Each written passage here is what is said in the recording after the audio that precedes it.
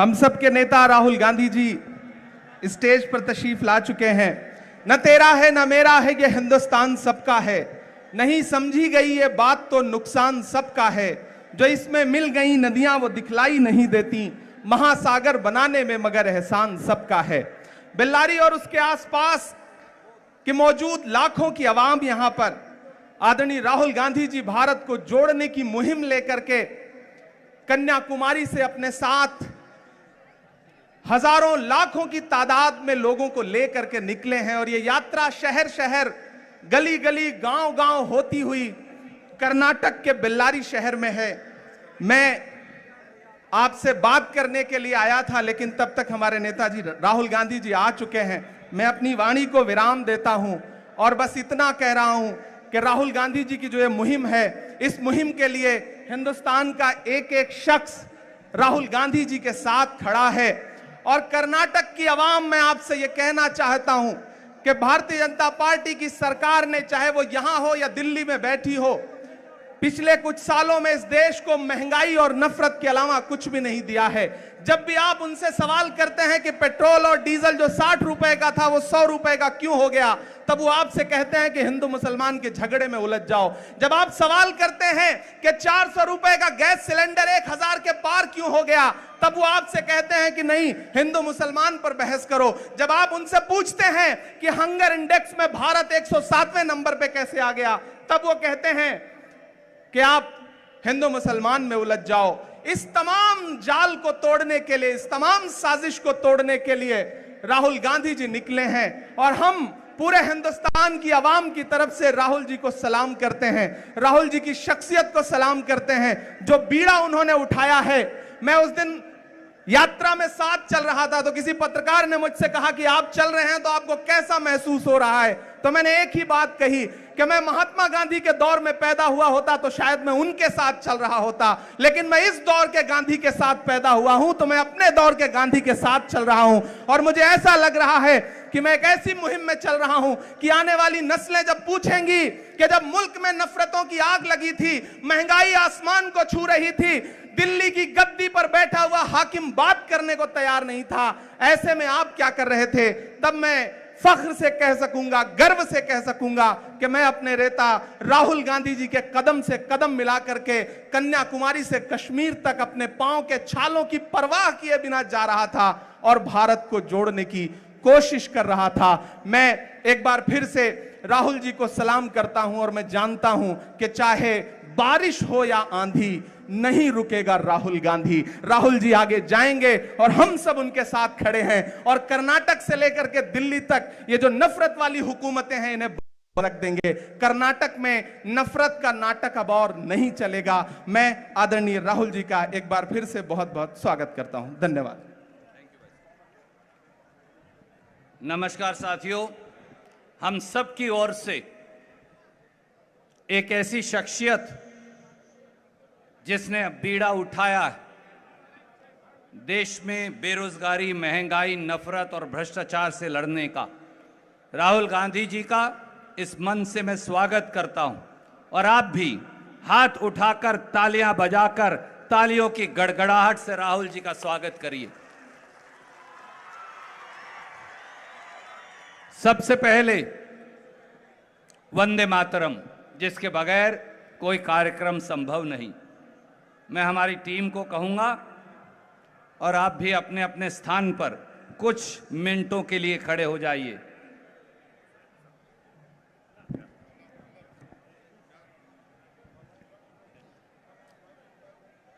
ದಯವಿಟ್ಟು ಎಲ್ಲರೂ ಎದ್ದು ನಿಂತ್ಕೊಳ್ಳಿ. सभागृह सावधान, वंदे मातरम शुरू करेंगे।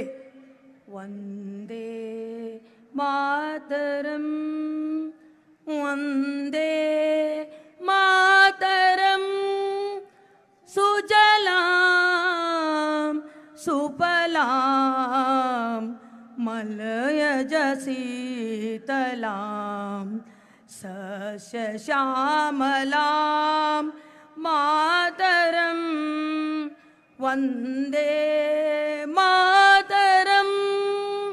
शुभ्र ज्योत्स्ना फुलकित पुलकितयामिनीं फुल्लकुसुमित द्रुमदलशोभिनीं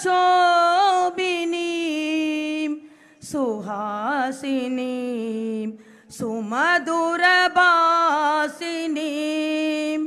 सुखदां वरदां मातरं वन्दे मातरं वन्दे मातरं।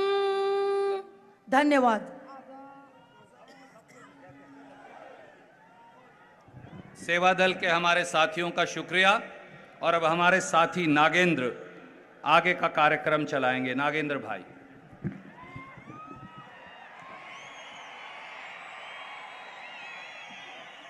ಮಾನ್ಯ ಶ್ರೀ ಸತೀಶ್ ಜಾರಕಿಹೊಳಿ ಅವರು ಮಾನ್ಯ ರಾಹುಲ್ ಗಾಂಧೀಜಿ ಅವರಿಗೆ ಮಾಲಾರ್ಪಣೆ ಮಾಡಬೇಕಂತೇಳಿ ಕೇಳ್ಕೊತಾ ಇದ್ದೀವಿ.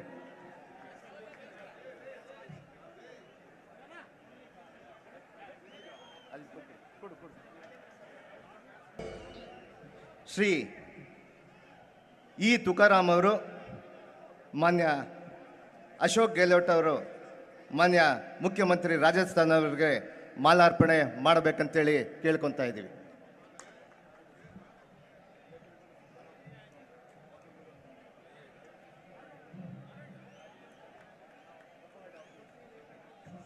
ಮಾನ್ಯ ಶ್ರೀ ಪಿ.ಟಿ. ಪರಮೇಶ್ವರ್ ನಾಯಕ್ ಅವರು ಮಾನ್ಯ ಭೂಪೇಶ್ ಬಘೇಲ್ ಅವರ ಮುಖ್ಯಮಂತ್ರಿ ಛತ್ತೀಸ್ಗಢ ಅವರಿಗೆ ಮಾಲಾರ್ಪಣೆ ಮಾಡಬೇಕಂತೇಳಿ ಕೇಳ್ಕೊತಾ ಇದ್ದೀವಿ.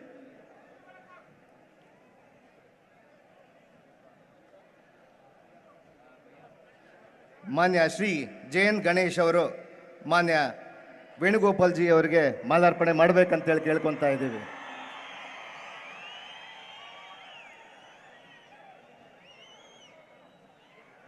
ಮಾನ್ಯ ಶ್ರೀ ನಾಸಿರ್ ಹುಸೇನ್ MP ರಾಜ್ಯಸಭಾ ಮಾನ್ಯ ರಣದೀಪ್ ಸಿಂಗ್ ಸುರ್ಜೇವಾಲಾ ಸಾಹೇಬರಿಗೆ ಮಾಲಾರ್ಪಣೆ ಮಾಡಬೇಕಂತೇಳಿ ಕೇಳ್ಕೊತಾ ಇದ್ದೀವಿ.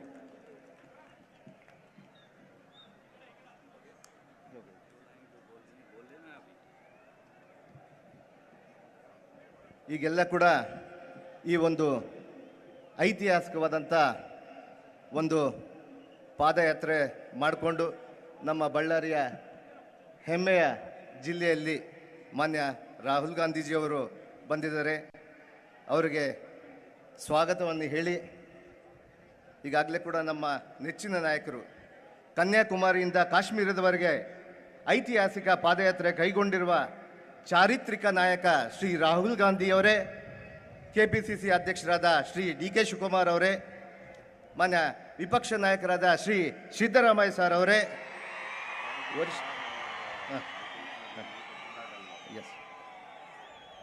ವರಿಷ್ಠರಾದಂಥ ನಾಯಕರಾದಂಥ ಮಲ್ಲಿಕಾರ್ಜುನ್ ಖರ್ಗೆ ಸಾಹೇಬ್ರೆ, ಹಾಗೂ ವೇದಿಕೆ ಮೇಲಿರುವಂಥ ಕಾಂಗ್ರೆಸ್ ಪಕ್ಷವನ್ನು ಮುನ್ನಡೆಸುವ ಎಲ್ಲ ಹಿರಿಯ ನಾಯಕರೇ, ನೆರೆದಿರುವ ಮಹಾಜನತೆಯೇ, ಮಾಧ್ಯಮ ಮಿತ್ರರೇ, ಪಾದಯಾತ್ರೆಯಲ್ಲಿ ಭಾಗವಹಿಸಿರುವ ಎಲ್ಲ ಪಾದಯಾತ್ರೆಗಳೇ, ಬಂಧುಗಳೇ, ಈ ಅಭೂತಪೂರ್ವ ಸಾರ್ವಜನಿಕ ಸಭೆ ಭಾರತ್ ಜೋಡೋ ಯಾತ್ರೆ ಮಹತ್ವದ ಮೈಲುಗಲ್ಲು. ಭಾರತ ಎಂದರೆ ಇದು ಎಂತಹ ಭಾರತ ಆಗಿತ್ತು? ಸರ್ವ ಜನಾಂಗದ ಶಾಂತಿಯ ತೋಟ, ಮನುಷ್ಯ ತಾನೊಂದು ಒಲಂ ಎಂಬ ಆದರ್ಶವನ್ನು ನಂಬಿದ ಭಾರತ.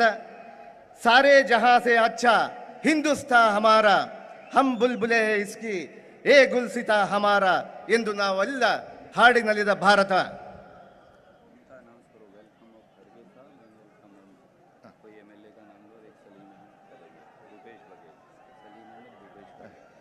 ಈಗಾಗಲೇ ಕೂಡ ಮಾನ್ಯ ವೇದಿಕೆ ಮೇಲಿರುವಂಥ ನಮ್ಮ ಮುಖ್ಯಮಂತ್ರಿಗಳಾಗಿರುವಂಥ ಭೂಪೇಶ್ ಬಘೇಲ್ ಅವರಿಗೂ ಕೂಡ ಸ್ವಾಗತವನ್ನು ಹೇಳ್ತಾ, ಅದೇ ರೀತಿ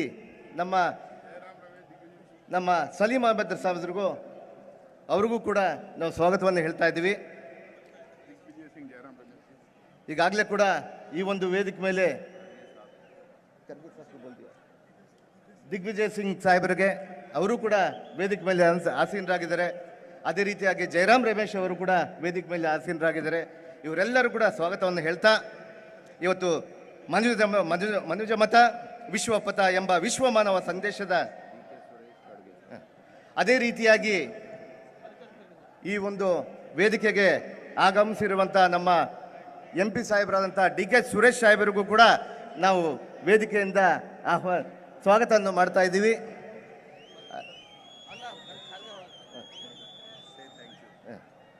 ಅದೇ ರೀತಿಯಾಗಿ ಇಷ್ಟೆಲ್ಲ ನನಗೆ ಮಾತಾಡಲಿಕ್ಕೆ ಅವಕಾಶ ಕೊಟ್ಟಂಥ ಎಲ್ಲರಿಗೂ ಕೂಡ ವಂದಿಸುತ್ತಾ ನನ್ನ ಈ ಒಂದು ಮಾತುಗಳನ್ನು ಆಡಲಿಕ್ಕೆ ಅವಕಾಶ ಕೊಟ್ಟಂಥ ನಮ್ಮೆಲ್ಲ ಹಿರಿಯ ನಾಯಕರಿಗೆ ನಾನು ವಂದಿಸುತ್ತಾ ನನ್ನ ಮಾತುಗಳನ್ನು ನಾನು ಮುಗಿಸ್ತಾ ಇದ್ದೀನಿ. ಜೈ ಹಿಂದ್, ಜೈ ಕರ್ನಾಟಕ, ಜೈ ಕಾಂಗ್ರೆಸ್, ಜೈ ರಾಹುಲ್ ಗಾಂಧಿ ಜಿ की।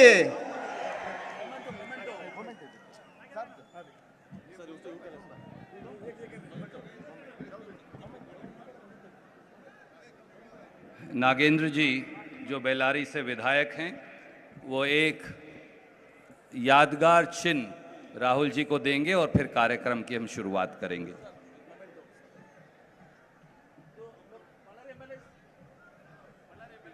बेल्लारी के सारे हमारे विधायक परमेश्वर नायक जी, गणेश भाई, टुकाराम जी, भीमा नायक जी, वो सब कृपया आ जाएं क्योंकि ये सब की तरफ से है। बहुत बहुत शुक्रिया दोस्तों। और अब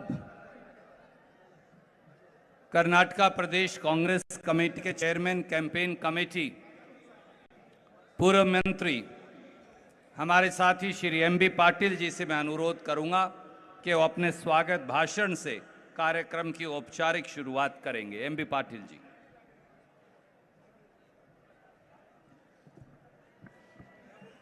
ವಿಶ್ವ ಪ್ರಸಿದ್ಧ ಹಾಗೂ ಐತಿಹಾಸಿಕ ವಿಜಯನಗರ ಸಾಮ್ರಾಜ್ಯದ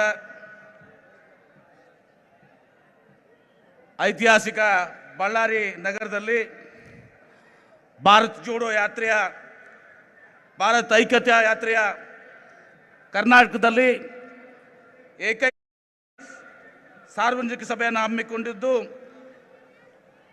ಈ ಸಭೆಯಲ್ಲಿ ಹಿಂದಿನ AICC ಅಧ್ಯಕ್ಷರು, ಸಂಸದರು, ಭಾರತ ದೇಶದ ಆಶಾ ಕಿರಣ, ಈ ಒಂದು ಭಾರತ ಜೋಡೋ ಯಾತ್ರೆಯ ಕೇಂದ್ರ ಬಿಂದುವಂತ ಶ್ರೀ ರಾಹುಲ್ ಗಾಂಧಿ ಅವರನ್ನ ತಮ್ಮೆಲ್ಲರ ಪರವಾಗಿ ನಾನು ಹೃತ್ಪೂರ್ವಕವಾಗಿ ಸ್ವಾಗತವನ್ನು ಕೋರ್ತೀನಿ. I welcome you sir, Rahul Gandhi ji sir. I welcome you on behalf of the people of Ballari and the entire region district. ನಮ್ಮೆಲ್ಲರಿಗೂ ಹಿರಿಯರು, ರಾಜ್ಯಸಭೆಯ ಹಿಂದಿನ ವಿರೋಧ ಪಕ್ಷದ ನಾಯಕರು, ಲೋಕಸಭೆಯಲ್ಲಿಯೂ ಕೂಡ ಹಿಂದಿನ ಲೋಕಸಭೆಯ ನಾಯಕರು, ಹಿರಿಯರಾದಂಥ ಶ್ರೀ ಮಲ್ಲಿಕಾರ್ಜುನ್ ಖರ್ಗೆ ಸಾಹೇಬರಿಗೆ ನಾನು ಈ ತಮ್ಮೆಲ್ಲರ ಪರವಾಗಿ ಸ್ವಾಗತವನ್ನು ಕೋರ್ತೇನೆ.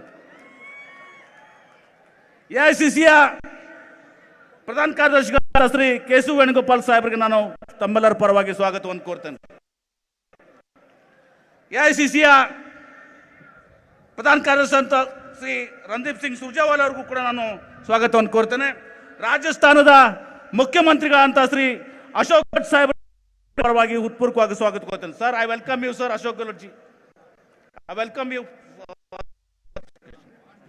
ಅದೇ ರೀತಿ ಛತ್ತೀಸ್ಗಢ ಭೂಪೇಶ್ ಬಾಗೇಲ್ ಅವ್ರಿಗೂ ಕೂಡ ನಾನು ತಮ್ಮೆಲ್ಲರ ಪರವಾಗಿ ಸ್ವಾಗತವನ್ನು ಕೋರ್ತೇನೆ.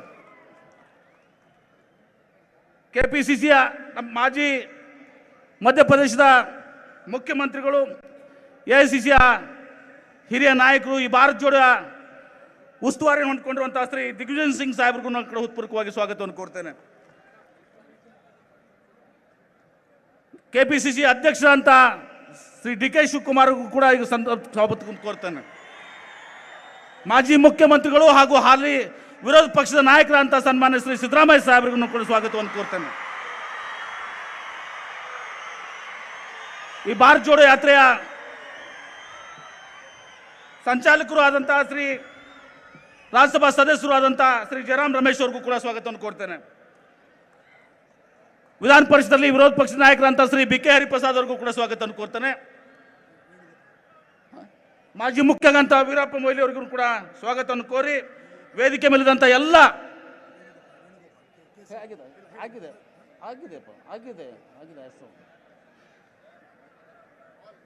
ಮಾಜಿ ಮುಖ್ಯಮಂತ್ರಿ ಅಂತ ಶ್ರೀ ವೀರಪ್ಪ ಮೊಯ್ಲಿ ಅವ್ರಿಗೂ, ಕೆ ಎಚ್ ಮುನಿಯಪ್ಪ ಅವ್ರಿಗೂ, ಡಾಕ್ಟರ್ ಪರಮೇಶ್ವರ್ ಅವ್ರಿಗೆ, ದಿನೇಶ್ ಗುಂಡೂರಾವ್ ಅವ್ರಿಗೆ, ಎಚ್ ಕೆ ಪಾಟೀಲ್ ಅವ್ರಿಗೆ, ಕೆ ಜೆ ಜಾರ್ಜ್ ಅವ್ರಿಗೆ, ಯುವ ಕಾಂಗ್ರೆಸ್ ಅಧ್ಯಕ್ಷರಾದ ಶ್ರೀನಿವಾಸ್ ಅವ್ರಿಗೆ, ಅಲಂಬಿತ್ ಭದ್ರಪ್ಪ ಅವ್ರಿಗೆ, ರೇಮನ್ ಕಾರ್ಗ್ ಅವ್ರಿಗೆ, ಶ್ರೀಧರ್ ಬಾಬು ಅವರಿಗೆ, ಎಲ್ಲ CWCಯ ಸದಸ್ಯರಿಗೆ, ಪಕ್ಷದ ಹಿರಿಯ ಮುಖಂಡರಿಗೆ, AICCಯ ಕಾರ್ಯದರ್ಶಿಗಳಿಗೆ,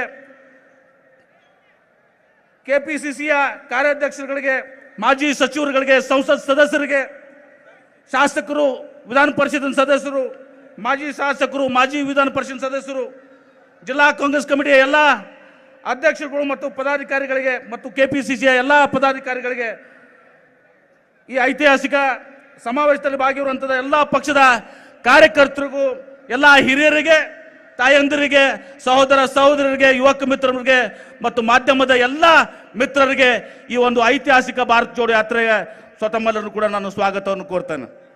ಧನ್ಯವಾದಗಳು.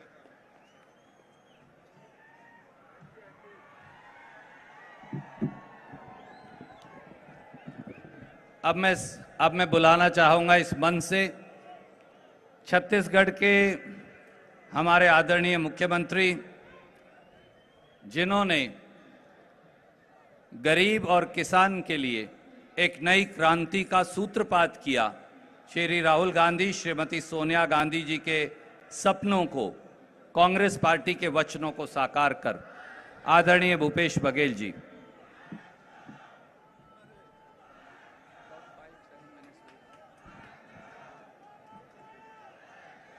आदरणीय राहुल गांधी जी, आदरणीय खड़गे साहब, आदरणीय वेणुगोपाल जी, आदरणीय पूर्व मुख्यमंत्री सिद्धारमैया जी, आदरणीय डी शिवकुमार जी, आदरणीय दिग्विजय सिंह जी, आदरणीय अशोक गहलोत जी, आदरणीय जयराम रमेश जी, आदरणीय BK हरिप्रसाद जी और सभी कर्नाटक प्रदेश के सभी सांसद, विधायक, प्रदेश कांग्रेस कमेटी के पदाधिकारी, युवक कांग्रेस, NSY, महिला कांग्रेस सेवा दल के सभी पदाधिकारीगण, जिला कांग्रेस, ब्लॉक कांग्रेस के सभी पदाधिकारीगण, उपस्थित देवियों, सज्जनों, युवा साथियों, पत्रकार मित्रों,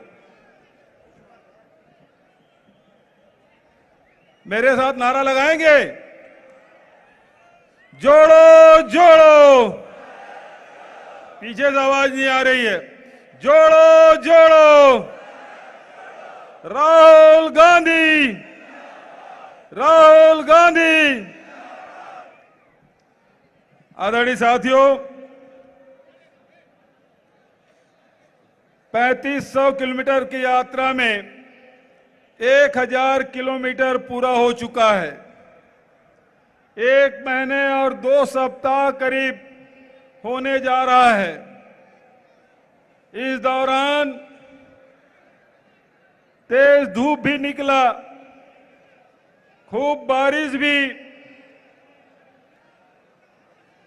रास्ते में अनेक अड़चने भी आई, लेकिन कांग्रेस के दीवाने राहुल गांधी जी के नेतृत्व में लगातार आगे बढ़ते जा रहे हैं और जैसे जैसे राहुल गांधी जी के कदम आगे बढ़ रहे हैं, वैसे वैसे देश के मूड बदलते जा रहा है। उदयपुर चिंतन शिविर में तय किया गया था कि पद यात्रा करना है, भारत जोड़ो यात्रा करना है। क्यों करना है कि आज लोकसभा में, मीडिया में, सत्ताधारी लोगों के बीच कभी जनता की बात नहीं होती, इसलिए सीधा जनता के बीच में जाना है।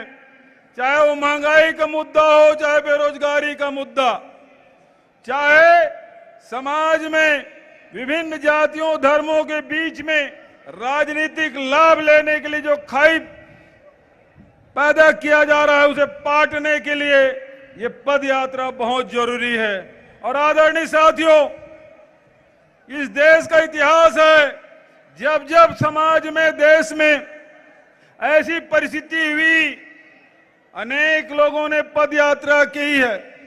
चाहे अगस्त मुनि उत्तर से दक्षिण आए हो, चाहे आदि गुरु शंकराचार्य दक्षिण से उत्तर गए हो, चाहे स्वामी विवेकानंद जी की यात्रा हो, चाहे आजादी के लड़ाई में महात्मा गांधी और विनोबा भावे जी के भूदान यात्रा हो, इसका प्रभाव समाज पे पड़ा है, देश पे पड़ा है। और आज राहुल गांधी जी पद यात्रा कर रहे हैं भारत जोड़ने के लिए। कई लोग सवाल करते हैं, भारत तो जुड़ा हुआ है, देश की सीमाओं तक के सीमित नहीं है।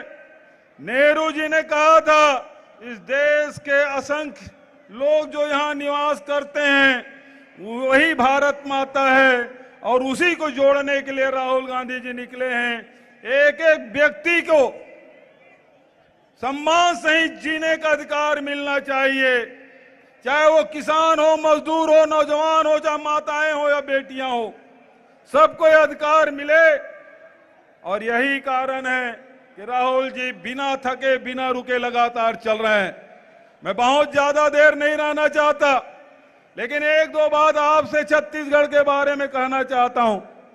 राहुल गांधी जी 2018 के चुनाव में छत्तीसगढ़ आए, उन्होंने कहा कि हर व्यक्ति को लगना चाहिए कि सरकार हमारी सरकार है, चाहे वो किसान हो, चाहे आदिवासी हो, मजदूर हो, चाहे अनुसूचित जाति के हो, महिलाएं हो, नौजवान हो, सबको लगना चाहिए कि हमारी सरकार है। और यही कारण है कि छत्तीसगढ़ में आज राहुल गांधी जी के निर्देश पर किसानों के ऋण माफी, 2500 रुपये क्विंटल से अधिक की धान की कीमत, गन्ने की कीमत भी देश में सर्वाधिक, मक्का के खरीदी, मिलेट्स की खरीदी, गोधन न्याय योजना, भूमिहीन श्रमिक न्याय योजना, ये सारी योजनाएं हमने लागू की, जिसके कारण से आज जिस कारण से पद यात्रा की जा रही है, आर्थिक मंदी से लोग जूझ रहे हैं, छत्तीसगढ़ में आर्थिक मंदी का प्रभाव नहीं पड़ा है।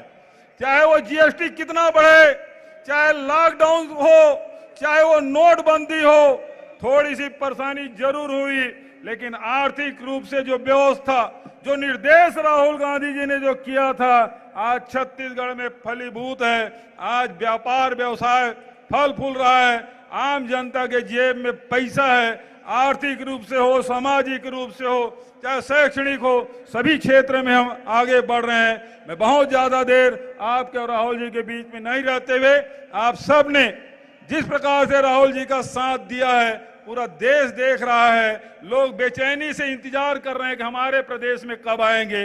मैं इन्हीं शब्दों के साथ आप सबको प्रणाम करते हुए, आप सबको नमन करते हुए और संचालक महोदय को धन्यवाद देते हुए कि आपने मुझे प्रथम वक्ता के रूप में आमंत्रित किया, इसके लिए धन्यवाद देते हुए अपनी वाणी को विराम देता हूं। धन्यवाद। जय हिंद। आदरणीय बघेल साहब का बहुत बहुत शुक्रिया। दोस्तों, एक नारा लगाइए जोर से, मुट्ठी उठाकर, हाथ उठाकर, भारत माता की, भारत माता की। राहुल गांधी जी, राहुल गांधी जी, जोड़ो जोड़ो, जोड़ो जोड़ो। अब मैं अनुरोध करूंगा राजस्थान के मुख्यमंत्री, हमारे अग्रज नेता आदरणीय अशोक गहलोत जी से कि वो आए और अपनी बात करें। आदरणीय अशोक गहलोत जी।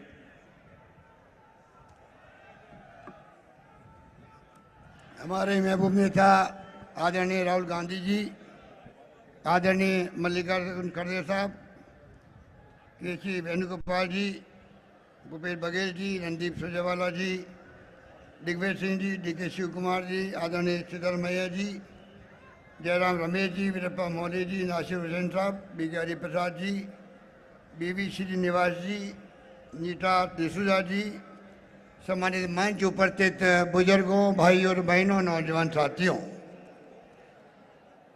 राहुल गांधी जी इतिहास बनाने जा रहे हैं देश के अंदर। आज़ादी के बाद में इस प्रकार की यात्रा पहली बार देश को देखने को मिल रही है। यात्राएं कई हुई है विभिन्न मकसदों से। ये यात्रा एक चुनौतियों का सामना करने के लिए है। चुनौतियाँ हैं फासिस्टी ताकतों की, सांप्रदायिक ताकतों की, जिन्होंने देश को बर्बाद करने के लिए जो कदम उठाए हुए हैं उनकी हम निंदा करते हैं। संविधान की धज्जियां उड़ रही है, लोकतंत्र खतरे के अंदर है, महंगाई बेरोजगारी की मार आम आदमी पे पड़ी हुई है। इस माहौल के अंदर राहुल गांधी जी का जो संदेश है वो देश के कोने कोने में पहुंच रहा है। ये भावना राहुल गांधी जी जो प्रकट कर रहे हैं रास्ते के अंदर, उसका चिंतन हो रहा, मनन हो रहा कि वास्तव में देश किस दिशा में जा रहा है किसी को नहीं मालूम। किस दिशा में जाएगा वो बहुत बड़ी चुनौती हमारे सामने है। और लोग समझ गए हैं इन चालों को, जिन चालों के माध्यम से यूपीए गवर्नमेंट को बदनाम करके इन्होंने सत्ता हासिल करी है। ना लोकपाल आ पाया, ना काला धन आ पाया। जिस रूप में यूपीए गवर्नमेंट बनी थी पहली बार आज़ादी के बाद में, अधिकार आधारित युग की शुरुआत हुई, पार्लियामेंट में कानून बनाए गए। डॉक्टर मनमोहन सिंह जी ने, सोनिया गांधी जी ने, चाहे वो राइट टू इंफॉर्मेशन हो, महात्मा गांधी नरेगा हो, राइट टू एजुकेशन हो, फूड सिक्योरिटी एक्ट हो, तमाम कानून बनाए गए हैं। कानून बना के अधिकार पब्लिक को देने का काम शुरू किया, अर्थव्यवस्था को मजबूत किया, चौमुखी विकास किया, लोक कल्याणकारी योजना लेके आए, सोशल सिक्योरिटी के ताना बाना बुना। पर जिस प्रकार बदनाम करके ये लोग सत्ता में आए हैं, ध्रुवीकरण करके, धर्म के नाम पर, जाति के नाम पर राजनीति करना बहुत आसान होता है। पर देश का नवनिर्माण करने के लिए पंडित जवाहरलाल नेहरू जैसी सोच चाहिए। जो आज़ादी मिलते ही किस प्रकार से उन्होंने आधारभूत ढांचा तैयार किया, देश के अंदर बड़े बड़े बांध बनाए किसानों के लिए, बिजली उत्पादन करी, कारखाने लगाए, संस्थाएं बनाई, IIT, IIM, IIIT अब बनी है जाकर के। पर जिस प्रकार उन्होंने शुरुआत करी थी संस्थाओं की, आज उस पर देश खड़ा है, आत्मनिर्भर बना है। जिस प्रकार से ये लोग जो ताना बाना बुन रहे हैं, आज पूरे मुल्क में माहौल बना है तनाव का, हिंसा का, सांप्रदायिकता का, वो देश बर्दाश्त नहीं कर पाएगा, एफोर्ड नहीं कर पाएगा। मेरा मानना है कि जो राहुल गांधी का संदेश है, आपस में भाईचारा हो, सभी जातियों में, सभी वर्गों में, सभी धर्मों के अंदर प्यार मोहब्बत की राजनीति हो, सद्भावना का माहौल बने, हिंसा का कोई स्थान नहीं हो, ये माहौल बनाने की आज आवश्यकता है, जिसके लिए राहुल गांधी जी निकल पड़े हैं और कारवां चल पड़ा है। आप सोचिएगा 1000 किलोमीटर 3500 किलोमीटर में से पूरा कर लिया है, जिस जज्बे के साथ में, हिम्मत के साथ में, हौसले के साथ में है। पर जब तक कमिटमेंट नहीं हो देश के साथ में, देशवासियों के साथ में, तब तक ये संभव नहीं होता है। राहुल गांधी का कमिटमेंट देशवासियों के साथ में है, देश के गरीबों को, दलितों को, पिछड़ों के साथ में है, किसानों के साथ में है, मजदूरों के साथ में है। इसलिए जाकर के संभव हुआ है। इतनी लंबी संघर्षमय यात्रा, बहुत टफ यात्रा है ये, जो साधु संत दौरा करते हैं, यात्राएं करते हैं, वो भी विश्राम लेते रास्ते के अंदर। पर जिस प्रकार की यात्रा शुरू की गई है, 25 किलोमीटर प्रतिदिन चलना, मैं समझता हूँ आज तक ऐसी यात्रा कोई हुई नहीं होगी। इस प्रकार के माहौल में राहुल गांधी जी चिंता कर रहे हैं देश की, देश बचाने की, देश को एक व अखंड रखने के लिए, जिसके लिए इंदिरा गांधी जी ने जान दे दी अपनी, पे खालिस्तान नहीं बनने दिया। राजीव गांधी शहीद हो गए, इस उपमहाद्वीप की शांति स्थापित करते करते आज राहुल गांधी चाहते हैं कि देश एक रहे, अखंड रहे, आपस में भाईचारा बने। इसलिए बहुत बड़ा संदेश लेके यात्रा शुरू हुई है। मैं आपको कहना चाहूँगा इस मुबारक मौके पर, इतनी बड़ी तादाद में आप लोग पधारे हो, चाहे चेन्नई हो, चाहे वो केरला हो, चाहे वो कर्नाटका हो, इतिहास बनाए आप कर्नाटक वालों ने भी। चिकमंगलुरु में इंदिरा जी चुनाव लड़ी थी, हम भी आए थे यहाँ पर बचपन में कार्यकर्ता के रूप में। बेलारी में सोनिया गांधी चुनाव लड़ी थी, वो भी इतिहास बना था। तो कर्नाटक ने हमेशा करवट ली है राजनीति के अंदर, और मैं उम्मीद करता हूँ कि ये यात्रा भी शुभ होगी। आने वाले वक्त में कर्नाटक में सरकार बनेगी कांग्रेस की। राहुल गांधी को संदेश को आप घर घर पहुँचाएंगे और बदलाव पूरे मुल्क में होगा। उसकी शुरुआत भी चाहे वो चेन्नई हो, केरला हो, कर्नाटक हो, अन्य राज्य भी आएंगे रास्ते के अंदर, तो मैं कह सकता हूं कि राहुल जी के संदेश को आम लोग, हर वर्ग के लोग आत्मसात कर रहे हैं। यही हमारी बहुत बड़ी ताकत है। यही बात कहता मैं अपनी बात समाप्त करता हूं। धन्यवाद। जय हिंद। धन्यवाद। आदरणीय गहलोत साहब का बहुत बहुत शुक्रिया। साथियों, एक नारा फिर लगा दीजिए, जोड़ो जोड़ो, जोड़ो जोड़ो। जो बाएं हाथ को साथी खड़े हैं वो भी जोड़ो जोड़ो। बहुत शुक्रिया।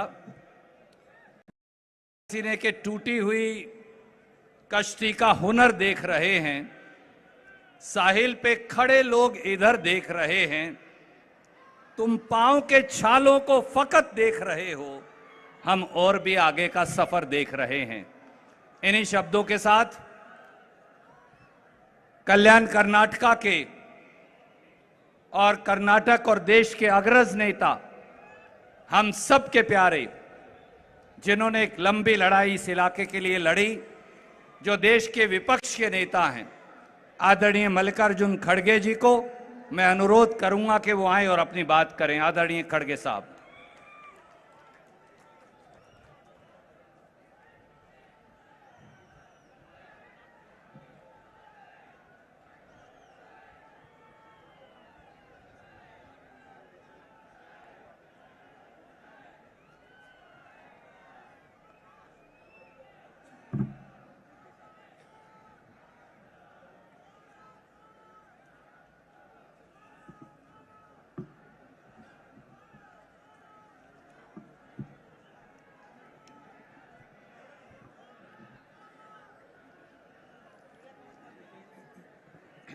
ಭಾರತ್ ಜೋಡೋ ಈ ಒಂದು ಕಾರ್ಯಕ್ರಮವನ್ನ ನಮ್ಮ ನಾಯಕರು ಹಾಗೂ ಕಾಂಗ್ರೆಸ್ ಪಕ್ಷದ ಮಾಜಿ ಅಧ್ಯಕ್ಷರಾದ ಶ್ರೀ ರಾಹುಲ್ ಗಾಂಧೀಜಿ ಅವರೇ, ಮುಖ್ಯಮಂತ್ರಿಗಳಾದ ಶ್ರೀ ಅಶೋಕ್ ಗೆಹ್ಲೋಟ್ ಅವರೇ, ಭೂಪೇಶ್ ಬಘೇಲ್ ಅವರೇ ಹಾಗೂ ಇನ್ಚಾರ್ಜ್ ಜನರಲ್ ಸೆಕ್ರೆಟರಿ ಅವರು ಮತ್ತು ವಿಶೇಷವಾಗಿ ಸಂಸ್ಥೆಯ ಆರ್ಗನೈಸಿಂಗ್ ಸೆಕ್ರೆಟರಿ ಶ್ರೀ ವೇಣುಗೋಪಾಲ್ ಅವರೇ, ಸಿದ್ದರಾಮಯ್ಯ ಎಕ್ಸ್ ನಮ್ಮ ಚೀಫ್ ಮಿನಿಸ್ಟರು ಮತ್ತು CLP leader DK Shivakumar KPCC ಅಧ್ಯಕ್ಷರು ಹಾಗೂ ರಣದೀಪ್ ಸುರ್ಜೇವಾಲಾ ನಮ್ಮ ಉಸ್ತುವಾರಿಯನ್ನು ನೋಡಿಕೊಳ್ತಕ್ಕಂಥ ಸೆಕ್ರೆಟರಿಗಳು, ಇದೇ ವೇದಿಕೆ ಮೇಲೆ ಕುಳಿತಂಥ ಮುನಿಯಪ್ಪಾಜಿಯವರೇ, ಹರಿಪ್ರಸಾದ್ ಅವರೇ, MB ಪಾಟೀಲ್ರೇ, HK ಪಾಟೀಲ್ರೇ, ಪರಮೇಶ್ವರ್ ಅವರೇ ಹಾಗೂ ನಮ್ಮ ಹಿರಿಯ ಮುಖಂಡರುಗಳಾದಂಥ ಶ್ರೀಮಾನ್ ರೆಹಮಾನ್ ಖಾನ್ ಅವರೇ, ವೀರಪ್ಪ ಮೊಯ್ಲಿಜಿ ಅವರೇ, ಅಲ್ಲಂ ವೀರಭದ್ರಪ್ಪನವರೇ ಹಾಗೂ ದಿನೇಶ್ ಗುಂಡೂರಾವ್ ಅವರೇ ಮತ್ತು ಈಗಾಗಲೇ ದಿಗ್ವಿಜಯ್ ಸಿಂಗ್ ಸಾಹೇಬರು ಈ ಕಾರ್ಯಕ್ರಮಕ್ಕೆ, ಒಂದು ಭಾರತ ಜೋಡೋ ಕಾರ್ಯಕ್ರಮಕ್ಕೆ ಮೊದಲಿಂದ ಇದರಲ್ಲಿ ಭಾಗವಹಿಸ್ತಾ ಇದ್ದಾರೆ. ಜಯರಾಮ್ ರಮೇಶ್ ಅವರು ಕೂಡ ಮೀಡಿಯಾ ಇನ್ಚಾರ್ಜ್ ಆಗಿ ಸಾಕಷ್ಟು ಇದಕ್ಕೆ ಪಬ್ಲಿಸಿಟಿಯನ್ನು ಕೊಡಿಸ್ತಕ್ಕಂಥ ಕೆಲಸ ಮಾಡಿದ್ದಾರೆ. ಸಮಯದ ಅಭಾವದಿಂದ ನಾನು ಎಲ್ಲರ ಹೆಸರುಗಳನ್ನು ತೆಗೆದುಕೊಳ್ಳಕ್ಕಾಗೋದಿಲ್ಲ. ಅದಕ್ಕೆ ತಾವು ದಯವಿಟ್ಟು ಒಂದೆರಡು ಮಾತುಗಳನ್ನು ಹೇಳಿ ನನ್ನ ಮಾತನ್ನು ಭಾರತ ಕೇವಲ ಚುನಾವಣೆಗೋಸ್ಕರ ಆಗಲಿ ಅಥವಾ ಮತ್ಯಾವುದಾದ್ರೂ ಬೇರೆ ಉದ್ದೇಶದಿಂದ ನಡೆದಂಥ ಒಂದು ಯಾತ್ರೆ ಅಲ್ಲ. ಇವತ್ತು ನಮ್ಮ ದೇಶದಲ್ಲಿ ಏನು ಕಮ್ಯುನಲ್ ಹಾರ್ಮೋನಿ ಇಲ್ಲ, ಆಮೇಲೆ ಎಲ್ಲಿ ಹೋದರೂ ಕೂಡ ಧರ್ಮದಲ್ಲಿ ಜಗಳಗಳನ್ನು ಹಚ್ಚತಕ್ಕಂಥ ಕೆಲಸ ಇವತ್ತು ಬಿಜೆಪಿ ಮತ್ತು RSS ಮಾಡ್ತಾ ಇದೆ. ಅದೇ ರೀತಿಯಾಗಿ ಭಾರತ್ ಜೋಡೋ ಯಾತ್ರಾ, ಅನ್ಎಂಪ್ಲಾಯ್ಮೆಂಟ್ ಈ ದೇಶದಲ್ಲಿ ಏನಿದೆ ಅದರ ವಿರುದ್ಧ ಹೋರಾಟ ಮಾಡಕ್ಕೆ ಇದನ್ನ ಮಾಡಿದಂತ ಒಂದು ಕಾರ್ಯಕ್ರಮ. ಇನ್ಫ್ಲೇಷನ್ ದಿನ ದಿನ ಹೆಚ್ಚಿಗೆ ಆಗ್ತಾ ಇದೆ. ಅದಕ್ಕಾಗಿ ಈ ಒಂದು ಯಾತ್ರೆಯನ್ನ ಶ್ರೀ ರಾಹುಲ್ ಗಾಂಧೀಜಿ ಅವರು ತೆಗೆದುಕೊಂಡಿದ್ದಾರೆ. ಈ ದೇಶದಲ್ಲಿ ಆರ್ಥಿಕ ವ್ಯವಸ್ಥೆ ಹದಗೆಟ್ಟು ಹೋಗ್ತಾ ಇದೆ. ಅದಕ್ಕಾಗಿ ಈ ಯಾತ್ರೆಯನ್ನ ತೆಗೆದುಕೊಳ್ತಾ ಇದ್ದಾರೆ. ಮತ್ತು ನಮ್ಮ ವಿಶೇಷವಾಗಿ ಈ ಭಾಗದ ಕೊಡುಗೆ ನೀವು ಮರಿಬಾರದು. ಇವತ್ತೇನು ಇಲ್ಲಿ ವಿಶೇಷವಾಗಿ ಕಲ್ಯಾಣ ಕರ್ನಾಟಕ ಅಥವಾ ಹೈದರಾಬಾದ್ ಕರ್ನಾಟಕ ಹಿಂದಿಂದು ಇವತ್ತು ನಿಮಗೇನು ಆರ್ಟಿಕಲ್ 371J ಏನು ಸಿಕ್ಕಿದೆ ಅದು ಶ್ರೀಮತಿ ಸೋನಿಯಾ ಗಾಂಧೀಜಿ ಮತ್ತು ರಾಹುಲ್ ಗಾಂಧಿ ಅವರು. ನಿಮ್ಮ ಮಕ್ಕಳಿಗೆ ಒಂದು 100 ಸೀಟು ಮೆಡಿಕಲ್ನಲ್ಲಿ ಸಿಗ್ತಾ ಇರಲಿಲ್ಲ. ನಿಮ್ಮ ಮಕ್ಕಳಿಗೆ ಒಂದು 500 ಸೀಟು ಇಂಜಿನಿಯರಿಂಗ್ ಸಿಗ್ತಾ ಇರಲಿಲ್ಲ. ನಿಮಗೆ ಎಂಪ್ಲಾಯ್ಮೆಂಟ್ ಇರಲಿಲ್ಲ. ಅಂಥದ್ದನ್ನ ಇವತ್ತು ಸಾವಿರಾರು ಡಾಕ್ಟರ್ಸ್ ಆಗ್ತಾ ಇದ್ದಾರೆ, ಸಾವಿರಾರು ಇಂಜಿನಿಯರ್ಸ್ ಆಗ್ತಾ ಇದ್ದಾರೆ, ಸಾವಿರಾರು ಜನ ಇವತ್ತು ಎಂಪ್ಲಾಯ್ಮೆಂಟ್ನಲ್ಲಿ ಇನ್ಸ್ಪೆಕ್ಟರ್ ಹಿಡ್ಕೊಂಡು DYSP ಹಿಡ್ಕೊಂಡು ಎಲ್ಲ ಇದು ಎಲ್ಲರ ಕೊಡುಗೆಗಳು ನನಗೆ ಮತ್ತು ನಿಮಗೆ ಸಿಕ್ಕಿದ್ದು ರಾಹುಲ್ ಗಾಂಧೀಜಿ ಅವರು ಮತ್ತು ಶ್ರೀಮತಿ ಸೋನಿಯಾ ಗಾಂಧಿ ಅವರ ಪ್ರಯತ್ನದಿಂದ ನಾವು ಈ ಸಂವಿಧಾನದ ತಿದ್ದುಪಡಿಯನ್ನು ತಂದು ಈ ಭಾಗಕ್ಕೆ ಕೊಟ್ಟಿದ್ದೇವೆ. ಇದು ಎಲ್ಲಕ್ಕಿಂತಲೂ ಮುಖ್ಯ. ಅದರ ಜೊತೆಯಲ್ಲೇ ಇವತ್ತು ಭಾರತ ಜೋಡೋ ಯಾತ್ರಾ ಏನ್ ರಾಹುಲ್ ಗಾಂಧೀಜಿ ಅವರು ಮಾಡ್ತಾ ಇದ್ದಾರೆ, ಈಗಾಗಲೇ 1,000 ಕಿಲೋಮೀಟರ್ ಅವರು ನಡ್ಕೊಂಡು ಬಂದಿದ್ದಾರೆ. ಇನ್ನು ಈಗ 2,700 ಕಿಲೋಮೀಟರ್ ಅವರು ಮುಂದೆ ಸಾಗ್ತಾ ಇದ್ದಾರೆ. ಅದಕ್ಕಾಗಿ ಅವರ ಒಂದು ಹೋರಾಟಕ್ಕೆ ನಮ್ಮೆಲ್ಲರ ಬೆಂಬಲ ಇದೆ. ನಾವೆಲ್ಲರೂ ಕೂಡ ಒಂದಾಗಿ ಇದನ್ನ ಕೆಲಸ ಮಾಡಬೇಕು. ನಾವೆಲ್ಲರೂ ಸೇರಿದಾಗ ಮಾತ್ರ ನಮ್ಮ ಪಕ್ಷಕ್ಕೂ ಬಲ ಸಿಗ್ತದೆ, ದೇಶ ಕಟ್ಟಕ್ಕೂ ಕೂಡ ನಮಗೆ ಶಕ್ತಿ ಸಿಗ್ತದೆ. ಮತ್ತು ಬಿಜೆಪಿ RSS ಏನು ತತ್ವಗಳು ಇವತ್ತು ಜನರಲ್ಲಿ ವಿಷಬೀಜ ತುಂಬುತ್ತಾ ಇದ್ದಾರೆ, ಅದರ ವಿರುದ್ಧ ಕೂಡ ಏನು ಹೋರಾಟ ಮಾಡ್ತಾ ಇದ್ದಾರೆ, ಅದಕ್ಕೆಲ್ಲನೂ ಕೂಡ ಶಕ್ತಿ ಸಿಗ್ತಾ ಇದೆ. ಅದಕ್ಕಾಗಿ ಇಷ್ಟು ಮಾತ್ರ ನಿಮಗೆ ಕೇಳ್ತೇನೆ, ತಾವೆಲ್ಲರೂ ಒಂದು ಒಕ್ಕಟ್ಟಾಗಿ ಕರ್ನಾಟಕ ರಾಜ್ಯದಲ್ಲೂ ಕೂಡ ಪುನಃ ಸರ್ಕಾರ ಬರ್ತಕ್ಕಂಥದ್ದು ನೀವು ಮಾಡಬೇಕು ಅನ್ನತಕ್ಕಂಥದ್ದು ಇದೇ ಕೊಡುಗೆ ನೀವು ಕೊಡಬೇಕು. ಆವಾಗ ಮಾತ್ರ ನಮಗೊಂದು ಒಳ್ಳೆ ಶಕ್ತಿ ಬರ್ತದೆ. ಈ ಕೆಟ್ಟ ಸರ್ಕಾರ ಬಿಜೆಪಿ ಸರ್ಕಾರ ಈ ರಾಜ್ಯದಲ್ಲಿದೆ, ಕಮಿಷನ್ ಸರ್ಕಾರ ಈ ರಾಜ್ಯದಲ್ಲಿದೆ. ಇದನ್ನ ನೀವು ತೆಗೆದುಹಾಕಬೇಕು ಅಂದ್ರೆ ನೀವು ಒಕ್ಕಟ್ಟಾಗಿ ಚುನಾವಣೆಯಲ್ಲಿ ನಿಮ್ಮ ಹೆಚ್ಚಿನ ಬೆಂಬಲ ನಮಗೆ ಸಿಗಲೇಬೇಕು. ಅದಕ್ಕೆ ತಮಗೆ ಪ್ರಾರ್ಥನೆ ಮಾಡ್ತೀನಿ, ಎಲ್ಲರೂ ಒಂದಾಗಿ ಕೆಲಸ ಮಾಡಿ ಒಂದು ಕಾಂಗ್ರೆಸ್ ಪಕ್ಷಕ್ಕೂ ಶಕ್ತಿ ಮತ್ತು ದೇಶಕ್ಕೆ ಎಲ್ಲಕ್ಕಿಂತಲೂ ಹೆಚ್ಚಿನ ದೊಡ್ಡ ಶಕ್ತಿ ಬರ್ತದೆ. ಮತ್ತು ರಾಹುಲ್ ಗಾಂಧೀಜಿ ಅವರಿಗೆ, ಶ್ರೀಮತಿ ಸೋನಿಯಾ ಗಾಂಧೀಜಿ ಅವರಿಗೆ ನೀವು ಒಂದು ದೊಡ್ಡ ಕೊಡುಗೆ ಕೊಟ್ಟಂಗೆ ಆಗ್ತದೆ ಅನ್ನತಕ್ಕಂಥ ಮಾತನ್ನ ಹೇಳಿ ನನ್ನ ಮಾತು ಮುಗಿಸ್ತೇನೆ. ಜೈ ಹಿಂದ್, ಜೈ ಕಾಂಗ್ರೆಸ್.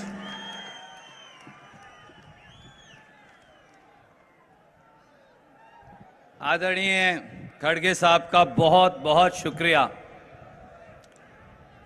साथियों फिर तैयार हो जाइए। जोड़ो जोड़ो और जोर से जोड़ो जोड़ो जोड़ो जोड़ो।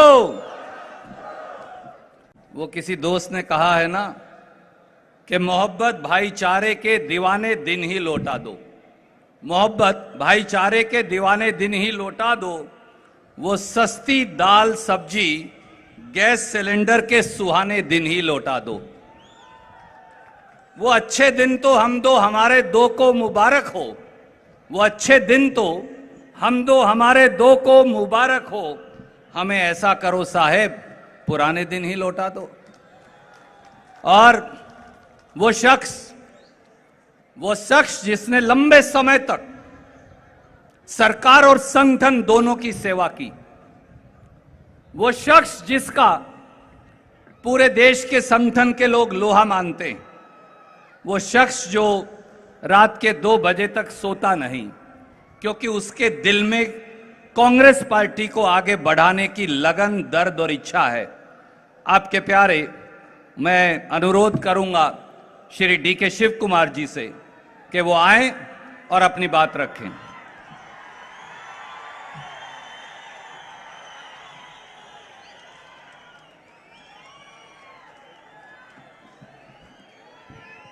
जोड़ो जोड़ो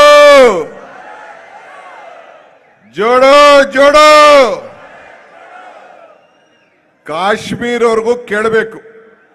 1000 ಕಿಲೋಮೀಟರ್ ಆಗಿದೆ, ಅಲ್ಲಿವರೆಗೂ ಮುಟ್ಬೇಕಲ್ಲ. ಇನ್ನೊಂದ್ಸತಿ ಜೋಡೋ ಜೋಡೋ. ಬಂಧುಗಳೇ, ವೇದಿಕೆಯಲ್ಲಿರುವಂತ ನಮ್ಮ ನಾಯಕರಾದಂತ ರಾಹುಲ್ ಗಾಂಧಿ ಅವರೇ, ನಮ್ಮ ವಿರೋಧ ಪಕ್ಷದ ನಾಯಕರಾದಂತ ಮಲ್ಲಿಕಾರ್ಜುನ್ ಖರ್ಗೆ ಅವರೇ,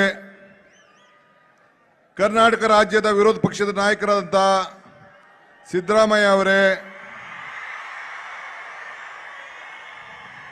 ಮೇಲ್ಮನೆಯ ವಿರೋಧ ಪಕ್ಷದ ನಾಯಕರಾದಂತ ಹರಿಪ್ರಸಾದ್ ಅವರೇ, ನಮಗೆ ಮುಖ್ಯ ಅತಿಥಿಗಾಗಿ ಆಗಮಿಸತಕ್ಕಂತ ನಮ್ಮ ರಾಷ್ಟ್ರದ ಹಿರಿಯ ನಾಯಕರುಗಳು, ಮುಖ್ಯಮಂತ್ರಿಗಳಾದಂತ ಅಶೋಕ್ ಗೆಹ್ಲೋಟ್ ಅವರೇ, ಭೂಪೇಶ್ ಬಘೇಲಾರ್ ಅವರೇ, ಈ ಒಂದು ದೊಡ್ಡ ಜವಾಬ್ದಾರಿಯನ್ನು ತೆಗೆದುಕೊಂಡಂತ ನಮ್ಮ ದಿಗ್ವಿಜಯ್ ಸಿಂಗ್ ರವರೇ, ನಮ್ಮ KC ವೇಣುಗೋಪಾಲ್ ರವರೇ, ಸುರ್ಜಿವಾಲಾ ರವರೇ, ಜೈರಾಮ್ ರಮೇಶ್ ರವರೇ, ವೀರಪ್ಪ ಮೊಯ್ಲಿ ಅವರೇ ಮತ್ತು ಎಲ್ಲ ನಮ್ಮ ಹಿರಿಯ ನಾಯಕರುಗಳು, ನಮ್ಮ ವರ್ಕಿಂಗ್ ಕಮಿಟಿ ಮೆಂಬರ್ಸ್ ಇದ್ದಾರೆ, ಬಹಳ ಜನ ಇದ್ದಾರೆ. ನಾನು ಯಾರ ಹೆಸರು ತೆಗೆದುಕೊಳ್ಳೋದಿಲ್ಲ ಅಂತ ಯಾರು ಅನ್ಯತಾ ಭಾವನೆ ಬೇಡ.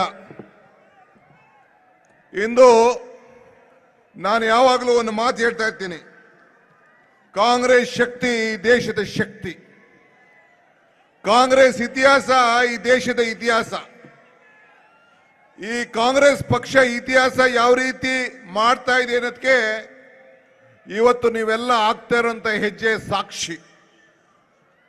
ಶ್ರೀಮತಿ ಸೋನಿಯಾ ಗಾಂಧಿ ಅವರು ನನ್ನನ್ನ, ರಾಹುಲ್ ಗಾಂಧಿ ಅವರು ಎಲ್ಲ ಸೇರಿ ಚರ್ಚೆ ಮಾಡಿ ನಮ್ಮ ರಾಜ್ಯದ ಎಲ್ಲ ನಾಯಕರನ್ನ ವಿಶ್ವಾಸಕ್ಕೆ ತೆಗೆದುಕೊಂಡು ನನ್ನನ್ನು ಕರ್ನಾಟಕ ಪ್ರದೇಶ ಕಾಂಗ್ರೆಸ್ ಸಮಿತಿಯ ಅಧ್ಯಕ್ಷರಾಗಿ ಬಹಳ ಕಷ್ಟ ಕಾಲದಲ್ಲಿ ನೇಮಕವನ್ನು ಮಾಡಿದ್ರು. ನಾನು ನಿದ್ರೆ ಮಾಡಲಿಲ್ಲ. ಈ ವೇದಿಕೆಯಲ್ಲಿರುವಂತಹ ಯಾರು ನಾಯಕರನ್ನಾಗ್ಲಿ ನಿಮ್ಮನ್ನು ಕೂಡ ನಿದ್ರೆ ಮಾಡಲಿಕ್ಕೆ ಅವಕಾಶ ಕೊಡಲಿಲ್ಲ, ಕ್ಷಮಿಸಬೇಕು.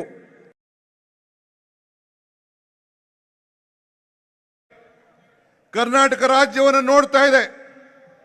ಈ ರಾಜ್ಯದಲ್ಲಿ ಒಂದು ಉತ್ತಮವಾದಂತಹ ಆಡಳಿತ ಸರ್ಕಾರವನ್ನು ಕೊಡಬೇಕು ಅನ್ನೋ ದೃಷ್ಟಿಯಿಂದ ಇಡೀ ದೇಶ ನಿಮ್ಮನ್ನ ಕಾಯ್ತಾ ಇದೆ. ಶ್ರೀಮತಿ ಸೋನಿಯಾ ಗಾಂಧಿ ಅವರು ನನ್ನನ್ನ ಅಧ್ಯಕ್ಷನಾಗಿ ನೇಮಕವನ್ನು ಮಾಡಿ ಇಂಥ ಒಂದು ಜವಾಬ್ದಾರಿಯನ್ನ ಕರ್ನಾಟಕ ರಾಜ್ಯದಲ್ಲಿ ವಹಿಸಿಕೊಂಡು ಇವತ್ತು 1000 ಕಿಲೋಮೀಟರ್ ಮುಟ್ಟುವಂತ ಕೆಲಸವನ್ನ ನಾವು ಮಾಡಿದ್ದೇವೆ. ಮೇಕೆದಾಟ್ ಪಾದಯಾತ್ರೆಗೆ ಬಂದು ಹೆಜ್ಜೆ ಹಾಕಿದ್ರಿ, ಫ್ರೀಡಂ ಮಾರ್ಚ್ ಪಾದಯಾತ್ರೆಗೆ ಬಂದು ಹೆಜ್ಜೆ ಹಾಕಿದ್ರಿ. ಇವತ್ತು ಭಾರತ್ ಜೋಡೋ ಭಾರತ್ ಐಕ್ಯತೆಯ ಯಾತ್ರೆಯಲ್ಲಿ ಹೆಜ್ಜೆ ಹಾಕ್ತಾ ಇದ್ದೀರಿ. ಇವತ್ತು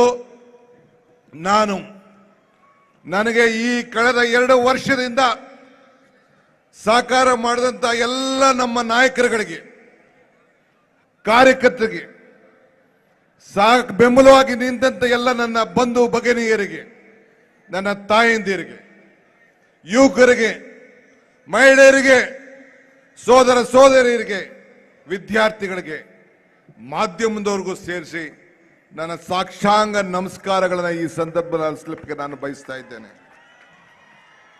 ಬಂಧುಗಳೇ, ಈ ಒಂದು ಐತಿಹಾಸಿಕ ಯಾತ್ರೆಗೆ ನಮ್ಮ ಕಾಂಗ್ರೆಸ್ ಪಕ್ಷದ ಅಧ್ಯಕ್ಷರಾದಂತ ನಮ್ಮ ತಾಯಿ ಶ್ರೀಮತಿ ಸೋನಿಯಾ ಗಾಂಧಿ ಅವರು ಬಂದು ಈ ಕರ್ನಾಟಕದ ನೆಲದಲ್ಲಿ 3 ದಿನ ತಂಗಿದ್ದು ದಸರಾ ಹಬ್ಬದ ಆಚರಣೆಯನ್ನ ಒಂದು ಕುಗ್ರಾಮದ ದೇವಸ್ಥಾನಕ್ಕೆ ಹೋಗಿ ಅಲ್ಲಿ ದಸರಾ ಆಚರಣೆಯನ್ನು ಮಾಡಿ ಈ ರಾಜ್ಯದಲ್ಲಿ ಬಂದು ಅರ್ಧ ದಿನಗಳ ಕಾಲ ಪಾದಯಾತ್ರೆಯಲ್ಲಿ ಪಾಲ್ಗೊಂಡು ನಮಗೆಲ್ಲ ಶಕ್ತಿ ಕೊಟ್ಟು ಆ ದುರ್ಗಾ ದೇವತೆ ರೀತಿಯಲ್ಲಿ ನಮಗೆ ಆಶೀರ್ವಾದನ ಮಾಡಿ ಹೋಗಿದ್ದಾರೆ. ಅದೊಂದು ಐತಿಹಾಸಿಕವಾದಂತ ಹೆಜ್ಜೆ.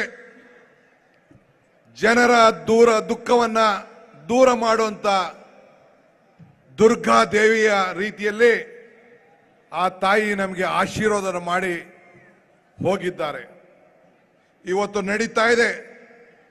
ಇವತ್ತು ರಾಹುಲ್ ಗಾಂಧಿಯವರು ಈ ಯಾತ್ರೆಯ ಜವಾಬ್ದಾರಿಯನ್ನ ತೆಗೆದುಕೊಂಡಿದ್ದಾರೆ.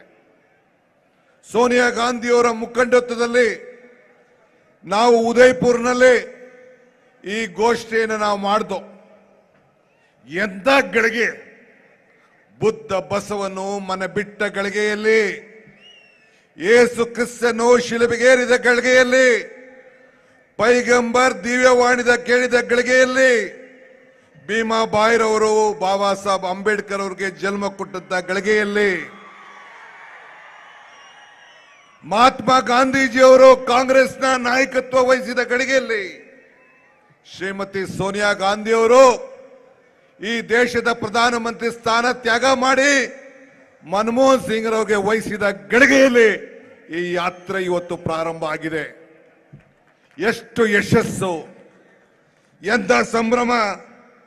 ರಾಹುಲ್ ಗಾಂಧಿಯವರು ಪಾದಯಾತ್ರೆಗೆ ಕಾಶ್ಮೀರಿಂದ ಕನ್ಯಾಕುಮಾರಿವರೆಗೂ ಹೆಜ್ಜೆಗಳೆಲ್ಲ ಮಾಲೆಯನ್ನ ಹಾಕ್ತಾ ಇದ್ದೀರಿ.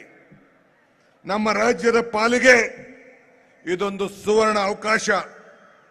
ಈಗಾಗಲೇ ನಾನು ಹೇಳ್ದಂಗೆ 100ಕ್ಕೂ 100 ಅಲ್ಲ, 100ಕ್ಕೂ 1000 ಈ ಹೆಜ್ಜೆ ಕರ್ನಾಟಕ ರಾಜ್ಯದಲ್ಲಿ 150 ಸೀಟು ಬರಲಿಕ್ಕೆ ಅವಕಾಶ ಆಗ್ತಾ ಇದೆ ಅನ್ನೋ ಮಾತನ್ನ ಈ ಸಂದರ್ಭದಲ್ಲಿ ಹೇಳಲಿಕ್ಕೆ ನಾನು ಬಯಸ್ತಾ ಇದ್ದೇನೆ. ಇದು ಕೇವಲ ಪಾದಯಾತ್ರೆ ಅಲ್ಲ, ಇದೊಂದು ಆಂದೋಲನ, ಇದೊಂದು ಕ್ರಾಂತಿ.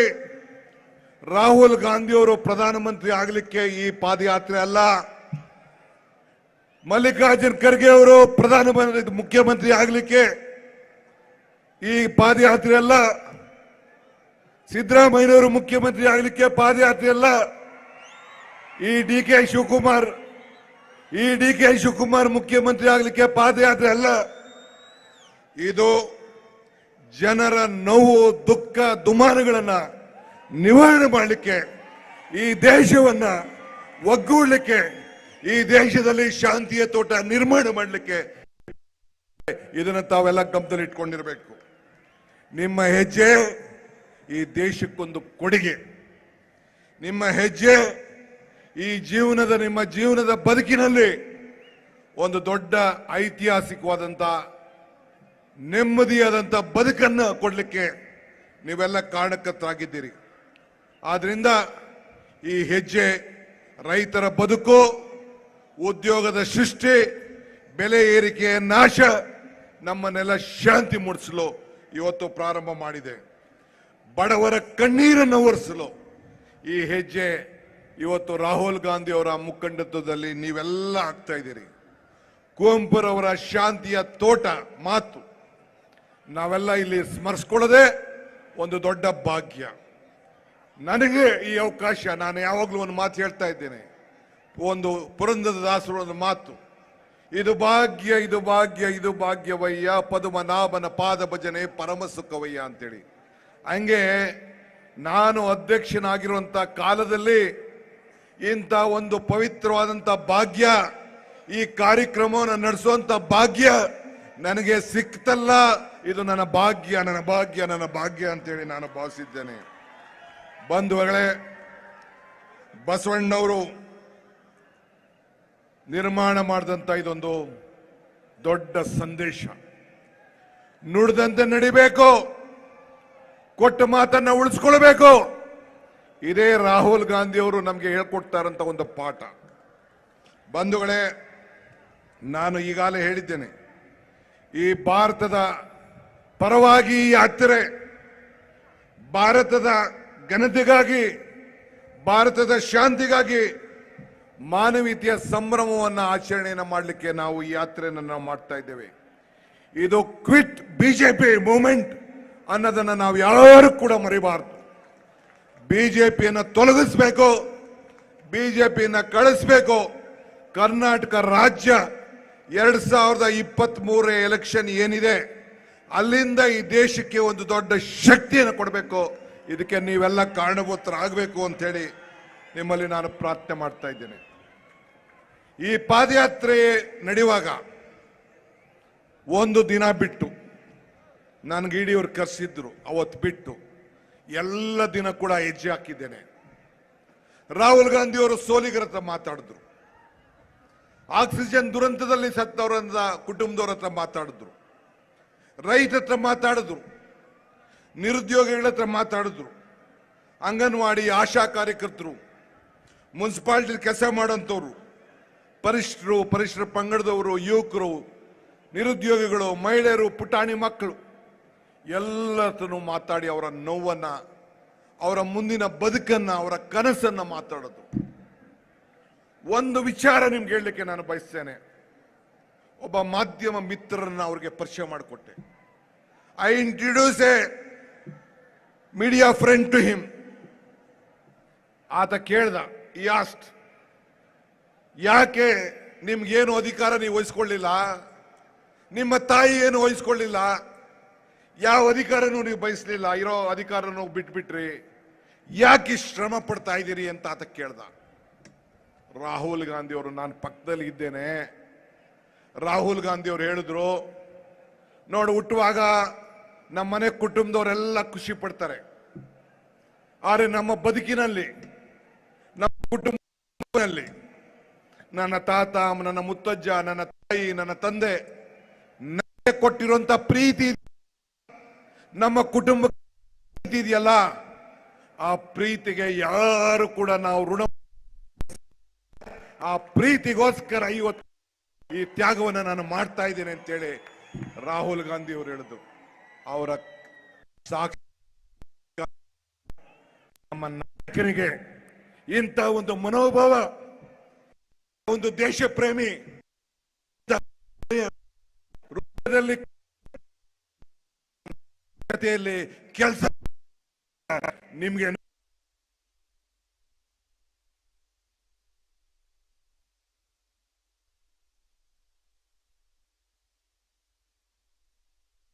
ಇವತ್ತು ಅವರ ಪ್ರೀತಿ, ವಿಶ್ವಾಸ ನಾವೆಲ್ಲ ಉಳಿಸ್ಕೊಂಡು ಹೋಗ್ಬೇಕು.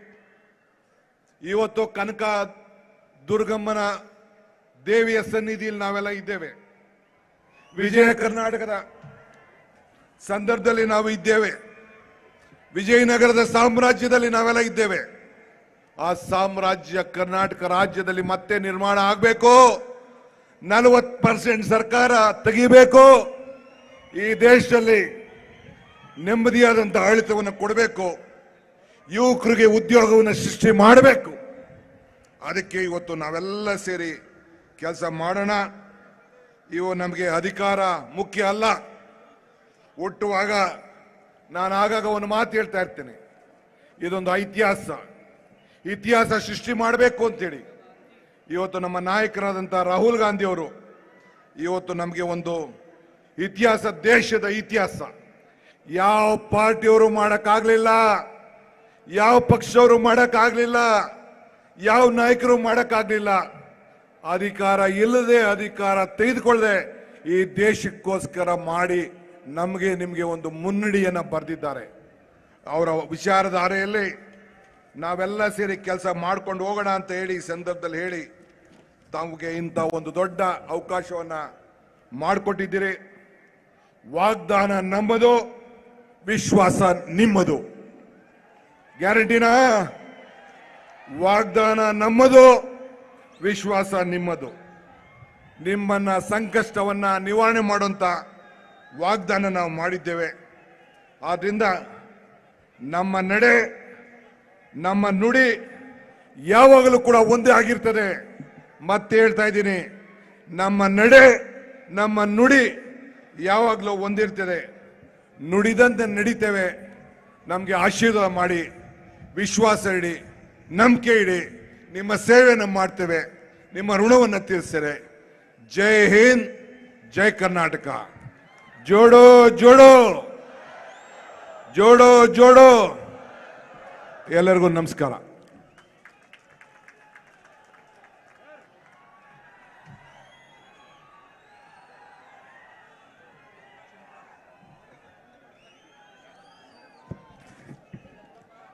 बहुत बहुत शुक्रिया शिव कुमार जी।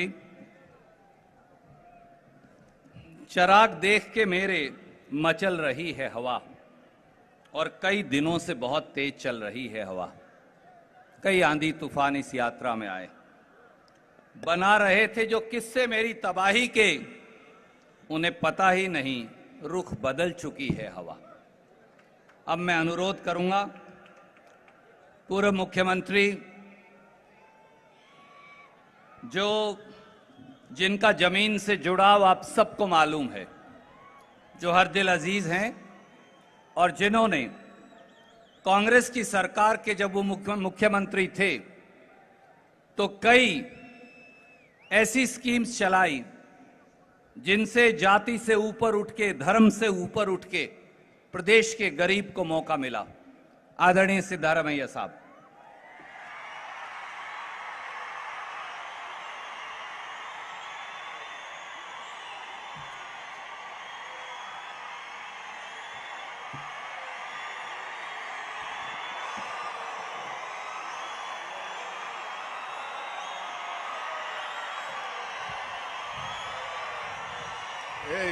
ನಿಲ್ಸಿ ನಿಲ್ಸಿ.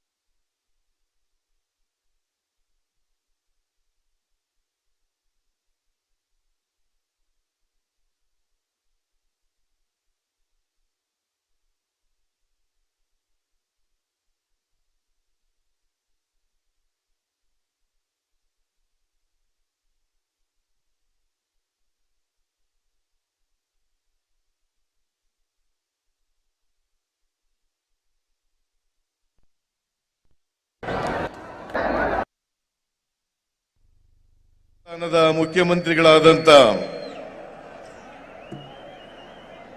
ಅಶೋಕ್ ಗೆಹ್ಲೋಟ್ ಅವರೇ, ಛತ್ತೀಸ್ಗಢದ ಮುಖ್ಯಮಂತ್ರಿ ಆದಂತ ಭೂಪೇಶ್ ಬಘೇಲ್ ಅವರೇ,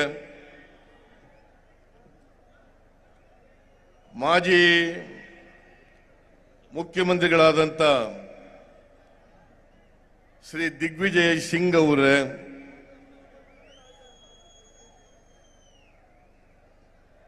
ರಾಜ್ಯಸಭಾ ಸದಸ್ಯರಾದಂತ ಹಾಗೂ ಮಾಧ್ಯಮದ ಮುಖ್ಯಸ್ಥರಾದಂತ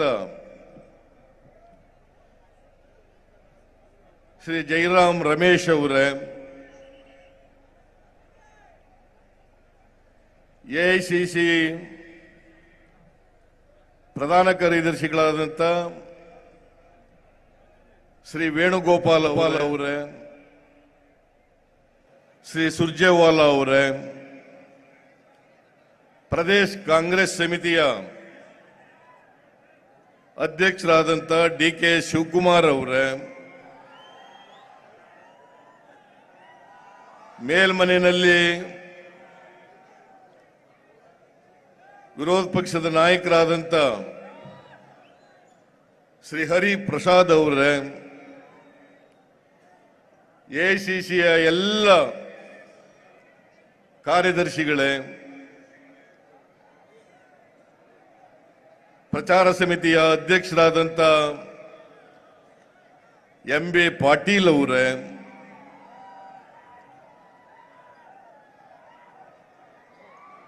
ಪಿಸಿಸಿ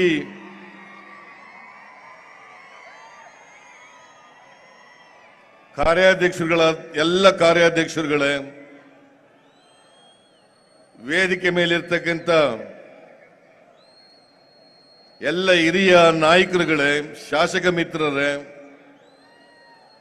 ಮಾಜಿ ಮಂತ್ರಿಗಳೇ, ಮಾಜಿ ಶಾಸಕರುಗಳೇ, ಲೋಕಸಭಾ ಮತ್ತು ರಾಜ್ಯಸಭಾ ಸದಸ್ಯರುಗಳೇ, ಎಲ್ಲ ಮುಂಚೂಣಿ ಘಟಕಗಳ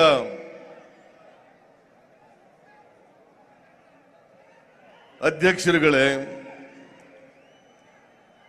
ಜಿಲ್ಲಾ ಕಾಂಗ್ರೆಸ್ಸಿನ ಅಧ್ಯಕ್ಷರುಗಳೇ, ಇಲ್ಲಿ ಇಷ್ಟೊಂದು ಬೃಹತ್ ಸಂಖ್ಯೆಯಲ್ಲಿ ಆಗಮಿಸಿರ್ತಕ್ಕಂಥ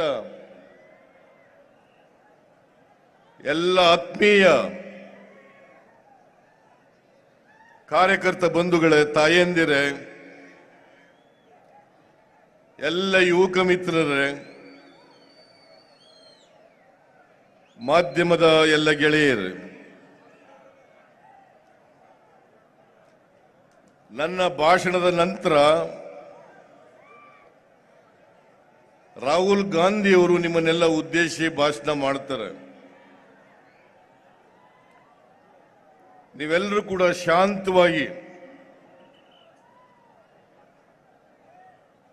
ರಾಹುಲ್ ಗಾಂಧಿ ಅವರು ಕೊಡ್ತಕ್ಕಂಥ ಸಂದೇಶವನ್ನ ಕೇಳಬೇಕು. ರಾಹುಲ್ ಗಾಂಧಿ ಅವರು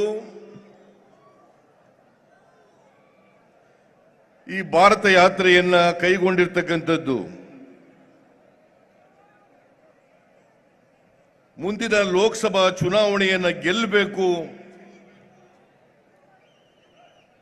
ಅಥವಾ ಕರ್ನಾಟಕದಲ್ಲಿ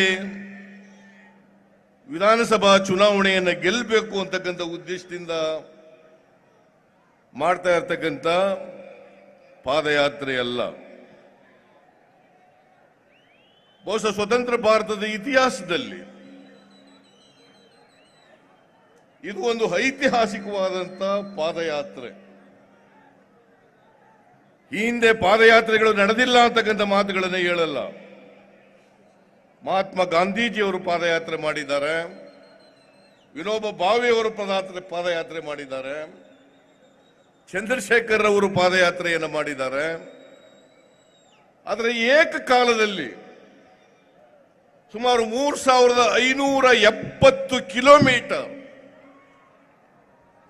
ಕನ್ಯಾಕುಮಾರಿಯಿಂದ ಕಾಶ್ಮೀರದವರೆಗೆ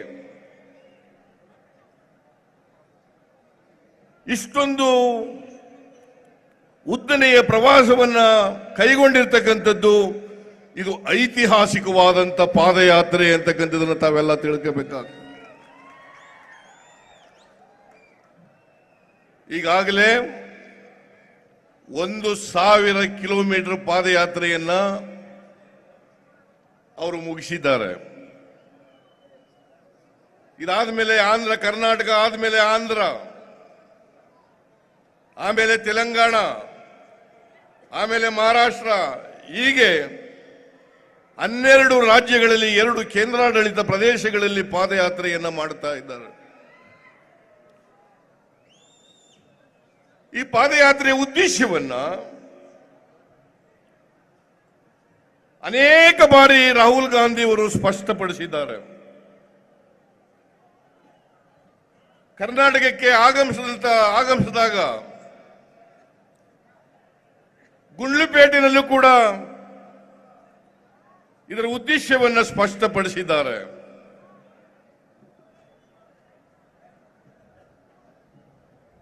ಇವತ್ತು ದೇಶ ಜಾತಿ ಆಧಾರದ ಮೇಲೆ, ಧರ್ಮದ ಆಧಾರದ ಮೇಲೆ, ವರ್ಗದ ಆಧಾರದ ಮೇಲೆ ಭಾಷೆ ಆಧಾರದ ಮೇಲೆ ಜನರನ್ನ ಒಡಿತಕ್ಕಂಥ ಕೆಲಸ ಮಾಡ್ತಾ ಇದ್ದಾರೆ. ಜನರ ಮನಸ್ಸಿನಲ್ಲಿ ವಿಷ ಹಿಂಡತಕ್ಕಂಥ ಕೆಲಸವನ್ನ ಮಾಡ್ತಾ ಇದ್ದಾರೆ. ನರೇಂದ್ರ ಮೋದಿ ಅವರು ಪ್ರಧಾನಮಂತ್ರಿ ಆದ ಮೇಲೆ ಈ ಮಾನವ ವಿರೋಧಿ ಕೆಲಸ ಹೆಚ್ಚು ಹೆಚ್ಚು ಆಗ್ತಾ ಇದೆ.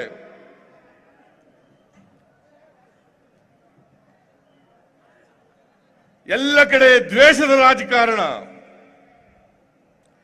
ಎಲ್ಲ ಕಡೆ ಅಹಿಂಸೆಯ ರಾಜಕಾರಣ, ಅಲ್ಲ ಹಿಂಸೆಯ ರಾಜಕಾರಣ, ಹಿಂಸೆಯ ರಾಜಕಾರಣ.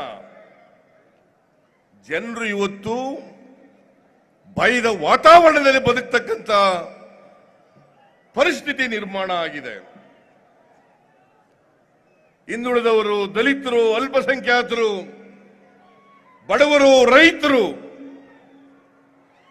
ನೆಮ್ಮದಿಯಿಂದ ಶಾಂತಿಯಿಂದ ಬಾಳಲಿಕ್ಕೆ ಸಾಧ್ಯ ಆಗದೆ ಇರತಕ್ಕಂಥದ್ದು ಇಂಥ ವಾತಾವರಣ ಆಗಿದೆ. ಕುವೆಂಪು ಅವರು ಹೇಳಿದ್ರು, ಭಾರತ ದೇಶ ಸರ್ವ ಜನಾಂಗದ ಶಾಂತಿಯ ತೋಟ ಆಗಬೇಕು ಅಂತ ಹೇಳಿದ್ರು. ಇಲ್ಲಿ ವಾಸ ಮಾಡ್ತಕ್ಕಂಥ ಎಲ್ಲ ಜನರು ಕೂಡ ಶಾಂತಿಯಿಂದ, ಪ್ರೀತಿ, ವಿಶ್ವಾಸದಿಂದ ಮಾನವರಾಗಿ ಬದುಕ್ತಕ್ಕಂಥ ಸನ್ನಿವೇಶ ನಿರ್ಮಾಣ ಆಗಬೇಕು. ಆದರೆ ಇದಕ್ಕೆ ತದ್ವಿರುದ್ಧವಾಗಿ RSS ಮತ್ತು ಸಂಘ ಪರಿವಾರದವರು ದೇಶದಲ್ಲಿ ಅಶಾಂತಿಯನ್ನು ನಿರ್ಮಾಣ ಮಾಡ್ತಾ ಇದ್ದಾರೆ. ಧರ್ಮದ ರಾಜಕಾರಣವನ್ನು ಮಾಡಲಿಕ್ಕೆ ಪ್ರಾರಂಭ ಮಾಡಿದ್ದಾರೆ. ಕರ್ನಾಟಕದಲ್ಲಿ ಅಷ್ಟೇ ಅಲ್ಲ, ಇಡೀ ದೇಶದಲ್ಲಿ ಈ ನೀಚ ಕೆಲಸವನ್ನ RSS, ಬಜರಂಗ ದಳ, ಹಿಂದೂ ಮಹಾಸಭಾ, ಹಿಂದೂ ಜಾಗರಣ ವೇದಿಕೆ ಇವುಗಳು ಮಾಡಲಿಕ್ಕೆ ಪ್ರಾರಂಭ ಮಾಡಿದ್ದಾವೆ. ರಾಹುಲ್ ಗಾಂಧಿಯವರ ಪಾದಯಾತ್ರೆಯನ್ನ ಬಹಳ ಲಘುವಾಗಿ ನಾನು ಕೇಳ್ತೇನೆ ಅವರಿಗೆ, ಭಾರತೀಯ ಜನತಾ ಪಕ್ಷಕ್ಕೆ, ರಾಹುಲ್ ಗಾಂಧಿಯವರು ಐತಿಹಾಸಿಕವಾದಂತಹ ಪಾದಯಾತ್ರೆಯನ್ನು ಮಾಡಿದ್ದಾರೆ. ದೇಶಕ್ಕಾಗಿ ಅವರ ಕುಟುಂಬ ತ್ಯಾಗ ಬಲಿದಾನಗಳನ್ನು ಮಾಡಿದ್ದಾರೆ. ನರೇಂದ್ರ ಮೋದಿ ಅವರೇ, ಅಮಿತ್ ಶಾ ಅವರೇ, ನಿಮ್ಮ ತ್ಯಾಗ ಏನು ಈ ದೇಶಕ್ಕೆ ಅಂತಕ್ಕಂಥ ಪ್ರಶ್ನೆಯನ್ನ ಕೇಳಬೇಕಾಗ್ತದೆ. ಕಾಂಗ್ರೆಸ್ ಪಕ್ಷ ದೇಶದಲ್ಲಿ ಹೋರಾಟ ಮಾಡಿ ಈ ದೇಶಕ್ಕೆ ಸ್ವಾತಂತ್ರ್ಯವನ್ನು ತಂದುಕೊಟ್ಟಿದೆ. ಮಹಾತ್ಮ ಗಾಂಧೀಜಿಯವರ ಆದಿಯಾಗಿ, ನೆಹರೂರವರ ಆದಿಯಾಗಿ ಅನೇಕ ಜನ ನಮ್ಮ ನಾಯಕರುಗಳು ಜೈಲನ್ನು ಅನುಭವಿಸಿದ್ದಾರೆ, ತ್ಯಾಗ ಬಲಿದಾನಗಳನ್ನು ಮಾಡಿದ್ದಾರೆ, ಆಸ್ತಿ ಪಾಸ್ತಿಗಳನ್ನು ಕಳ್ಕೊಂಡಿದ್ದಾರೆ, ಹುತಾತ್ಮರಾಗಿದ್ದಾರೆ. ನಾನು ಕೇಳ್ತೀನಿ ಭಾರತೀಯ ಜನತಾ ಪಕ್ಷದವರಿಗೆ, ನಿಮ್ಮಲ್ಲಿ ಯಾರಾದರೂ ಕೂಡ ಒಬ್ಬ 1925ನೇ ಇಸ್ವಿನಲ್ಲಿ RSS ಪ್ರಾರಂಭ ಆಯಿತು, ಯಾವತ್ತಾರು ಒಂದು ದಿನ ದೇಶಕ್ಕೋಸ್ಕರ ಪ್ರಾಣ ತ್ಯಾಗ ಮಾಡಿರ್ತಕ್ಕಂಥ, ಹುತಾತ್ಮರಾಗಿರ್ತಕ್ಕಂಥ ಯಾರಾದರೂ ನಿದರ್ಶನ ಇದ್ರೆ ಹೇಳ್ಬೇಕು ಭಾರತೀಯ ಜನತಾ ಪಕ್ಷದವರು ಅಂತಕ್ಕಂಥ ಪ್ರಶ್ನೆಯನ್ನು ಕೇಳಬೇಕು. ಒಬ್ಬ ಸಾಯಲಿಲ್ಲ. ಕಾಂಗ್ರೆಸ್ ತಂದುಕೊಟ್ಟಂತ ಸ್ವಾತಂತ್ರ್ಯವನ್ನು ಅನುಭವಿಸ್ತಾ ಇದ್ದೀರಿ ನೀವು. ಈ ಜಿಲ್ಲೆನಲ್ಲಿ ಒಬ್ಬ ರಾಮುಲು ಅಂತ ಜಿಲ್ಲಾ ಮಂತ್ರಿ ಇದ್ದಾರೆ. ರಾಮುಲು ಅಂತಕ್ಕಂಥ ಜಿಲ್ಲಾ ಮಂತ್ರಿ ಇದ್ದಾರೆ. ಅವರು ಇವತ್ತು ಒಂದು ಹೇಳಿಕೆಯನ್ನು ಕೊಟ್ಟಿದ್ದಾರೆ. ಕಾಂಗ್ರೆಸ್ ಪಕ್ಷ ಈ ದೇಶಕ್ಕೆ ಏನೂ ಮಾಡಿಲ್ಲ, ನೆಹರು ಕುಟುಂಬ ಈ ದೇಶಕ್ಕೆ ಏನು ಮಾಡಿಲ್ಲ.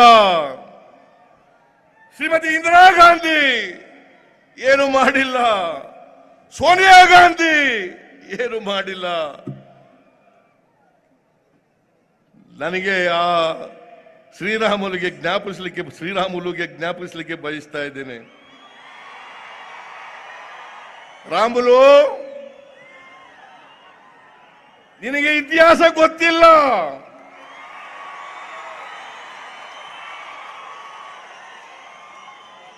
ನೆಹರು ಫ್ಯಾಮಿಲಿ ಬಗ್ಗೆ, ಕಾಂಗ್ರೆಸ್ನವರ ಬಗ್ಗೆ ಮಾತಾಡಲಿಕ್ಕೆ ನಿನಗೆ ಯಾವುದೇ ನೈತಿಕ ಹಕ್ಕಿಲ್ಲ.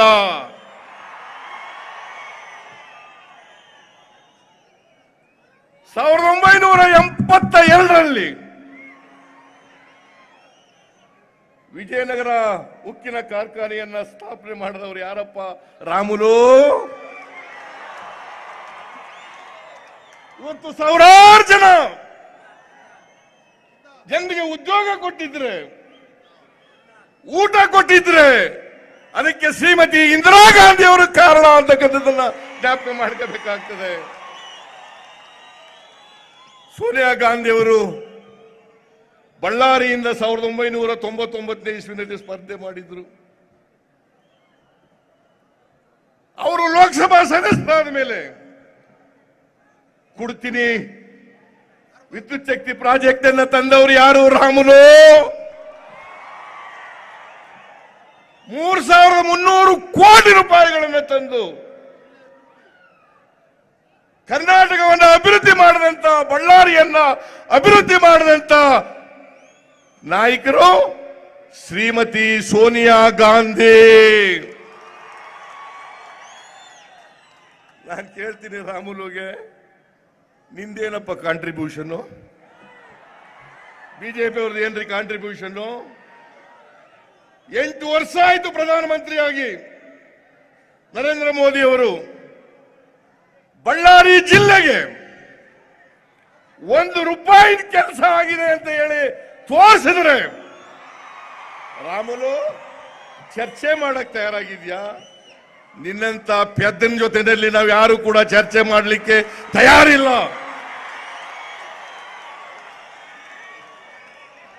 ನಿನ್ನಂತ ಪೆದ್ದನ ಜೊತೆ ತಯಾರಾಗ್ಲಿಕ್ಕೆ ಸಾಧ್ಯ ಇಲ್ಲ. ಏನು ಮಾಡ್ದೇನೆ ನಿಮ್ ಸಾಧನೆ ಏನು ಗೊತ್ತಾ? ಲೂಟಿ ಹೊಡೆದದ್ದು ನಿಮ್ಮ ಸಾಧನೆ. ಬಳ್ಳಾರಿ ಅಕ್ರಮ ಗಣಿಗಾರಿಕೆಯಲ್ಲಿ ಶಾಮಿಗೆ ಸೇರಿದವರು ಯಾರು? ಅದಕ್ಕೆ ಕುಮ್ಮಕ್ಕು ಕೊಟ್ಟವರು ಯಾರು? ನಾವು ವಿರೋಧ ಮಾಡಿ, ಕಾಂಗ್ರೆಸ್ನವರು ವಿರೋಧ ಮಾಡಿ, ಬೆಂಗಳೂರಿನ ಬಳ್ಳಾರಿಗೆ ಪಾದಯಾತ್ರೆ ಮಾಡಿದ ಮೇಲೆ ಇವರೆಲ್ಲರೂ ಕೂಡ ಜನಾರ್ದನ್ ರೆಡ್ಡಿ ಜೈಲಿಗೆ ಹೋಗಬೇಕಾದಂತ ಪರಿಸ್ಥಿತಿ ನಿರ್ಮಾಣ ಆಯಿತು.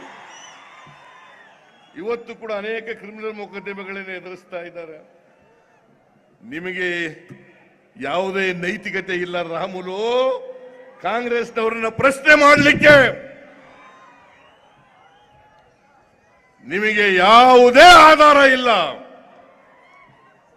ನಾನು ಹೇಳ್ತೇನೆ ರಾಮುಲು, ನೀನು ಬಳ್ಳಾರಿಗೆ ಮಾಡಿರ್ತಕ್ಕಂಥ, ಕಾಂಗ್ರೆಸ್ ಮಾಡಿರ್ತಕ್ಕಂಥ ಅಭಿವೃದ್ಧಿಗಳ ಬಗ್ಗೆ ಚರ್ಚೆ ಮಾಡೋದಾದ್ರೆ ನಮ್ಮ ಉಗ್ರಪ್ಪನವರನ್ನು ಕಳಿಸಿಕೊಡ್ತೀವಿ, ತಯಾರಾಗಿ ಮಾಡಿ ಅಂತ ಹೇಳ್ತೀವಿ. ಉಗ್ರಪ್ಪನವ್ರು ಕಳಿಸಿಕೊಡ್ತೀವಿ, ಯಾಕಂದ್ರೆ ಮಾಜಿ ಲೋಕಸಭಾ ಸದಸ್ಯರು. ಕಳಿಸಿಕೊಡ್ತೀವಿ, ಮಾಡಿ. ಇವತ್ತು 40%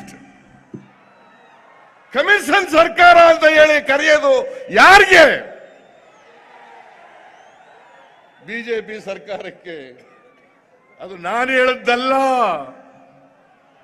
ಕಾಂಟ್ರಾಕ್ಟರ್ಸ್ ಅಸೋಸಿಯೇಷನ್ ಕೆಂಪಣ್ಣ ಪ್ರಧಾನಮಂತ್ರಿಗಳಿಗೆ ಪತ್ರ ಬರೆದು ಕರ್ನಾಟಕದಲ್ಲಿರ್ತಕ್ಕಂಥ ಬಿಜೆಪಿ ಸರ್ಕಾರ ಪ್ರತಿ ಒಂದು ಯೋಜನೆಗೆ 40% ಕಮಿಷನ್ ಕೇಳ್ತಾ ಇದ್ದಾರೆ. 1 ವರ್ಷ ಆಯ್ತು ಪತ್ರ ಬರೆದು. ನರೇಂದ್ರ ಮೋದಿ ಅವರು ಏನು ಕ್ರಮ ತಗೊಳ್ಳಿಲ್ಲ. ಮಾತೆತ್ತಿದ್ರೆ ಲಕ್ಕ ಉಂಗ ಲಕ್ಕಾನೇ ದುಂಗ. मैं खाऊंगा न खाने दूंगा। Where are you, Mr. Narendra Modi ji? Since 1 year, he has not taken any action on the letter written by Mr. Kempanna. ನಾಚಿಕೆ ಆಗಲ್ಲ ನಿಮಗೆ? ರಾಹುಲ್ ಗಾಂಧಿ ಅವರು ಪಾದಯಾತ್ರೆ ಮಾಡಿದ ಮೇಲೆ ಈಗ ಜನಸಂಕಲ್ಪ ಯಾತ್ರೆ,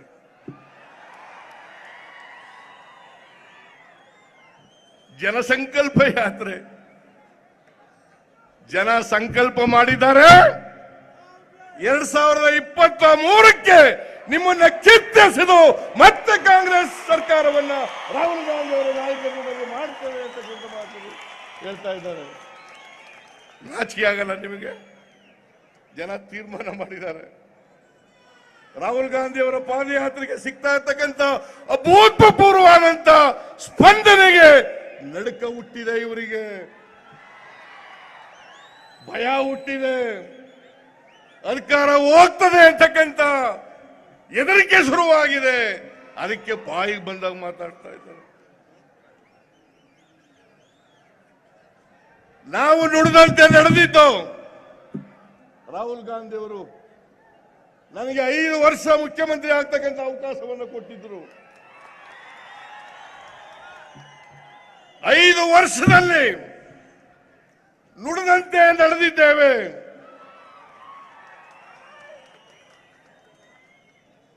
ಅದರ ಜೊತೆಗೆ ಇನ್ನು 30 ಕಾರ್ಯಕ್ರಮಗಳನ್ನು ಮಾಡಿದ್ದೇವೆ.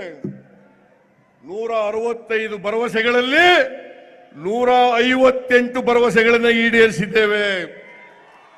ನೀವು 2018ರಲ್ಲಿ ಕೊಟ್ಟರೆ ಪ್ರಣಾಳಿಕೆ, not even 10% of the promises we have made in the manifesto of 2018. ನಾಚಿಕೆ ಆಗಲ್ಲ ನಿಮಗೆ? ಮಾನ ಮರ್ಯಾದೆ ಇಲ್ಲ ನಿಮಗೆ? ಏನು ಕೆಲಸ ಮಾಡದೇನೆ ಲೂಟಿ ಹೊಡ್ಕೊಂಡು ಈ ರಾಜ್ಯವನ್ನ ಹಾಳು ಮಾಡ್ತಾ ಇದ್ದೀರಿ. ಅದಕ್ಕೋಸ್ಕರ ರಾಹುಲ್ ಗಾಂಧಿ ಅವರು ಪಾದಯಾತ್ರೆಯನ್ನ ದೇಶ ಹಾಳು ಮಾಡ್ತಾ ಇದ್ದಾರೆ ಅನ್ನೋ ಕಾರಣಕ್ಕೋಸ್ಕರ ಜನರನ್ನ ಒಟ್ಟುಗೂಡಿಸಬೇಕು, ಜನರ ಒಡೆದ ಮನಸ್ಸುಗಳನ್ನ ಒಟ್ಟು ಮಾಡಬೇಕು. ಇವತ್ತು ಬೆಲೆ ಏರಿಕೆ ಏನಾಗಿದೆ? $125 ಕಚ್ಚಾ ತೈಲದ ಬೆಲೆ $125 ಇತ್ತು.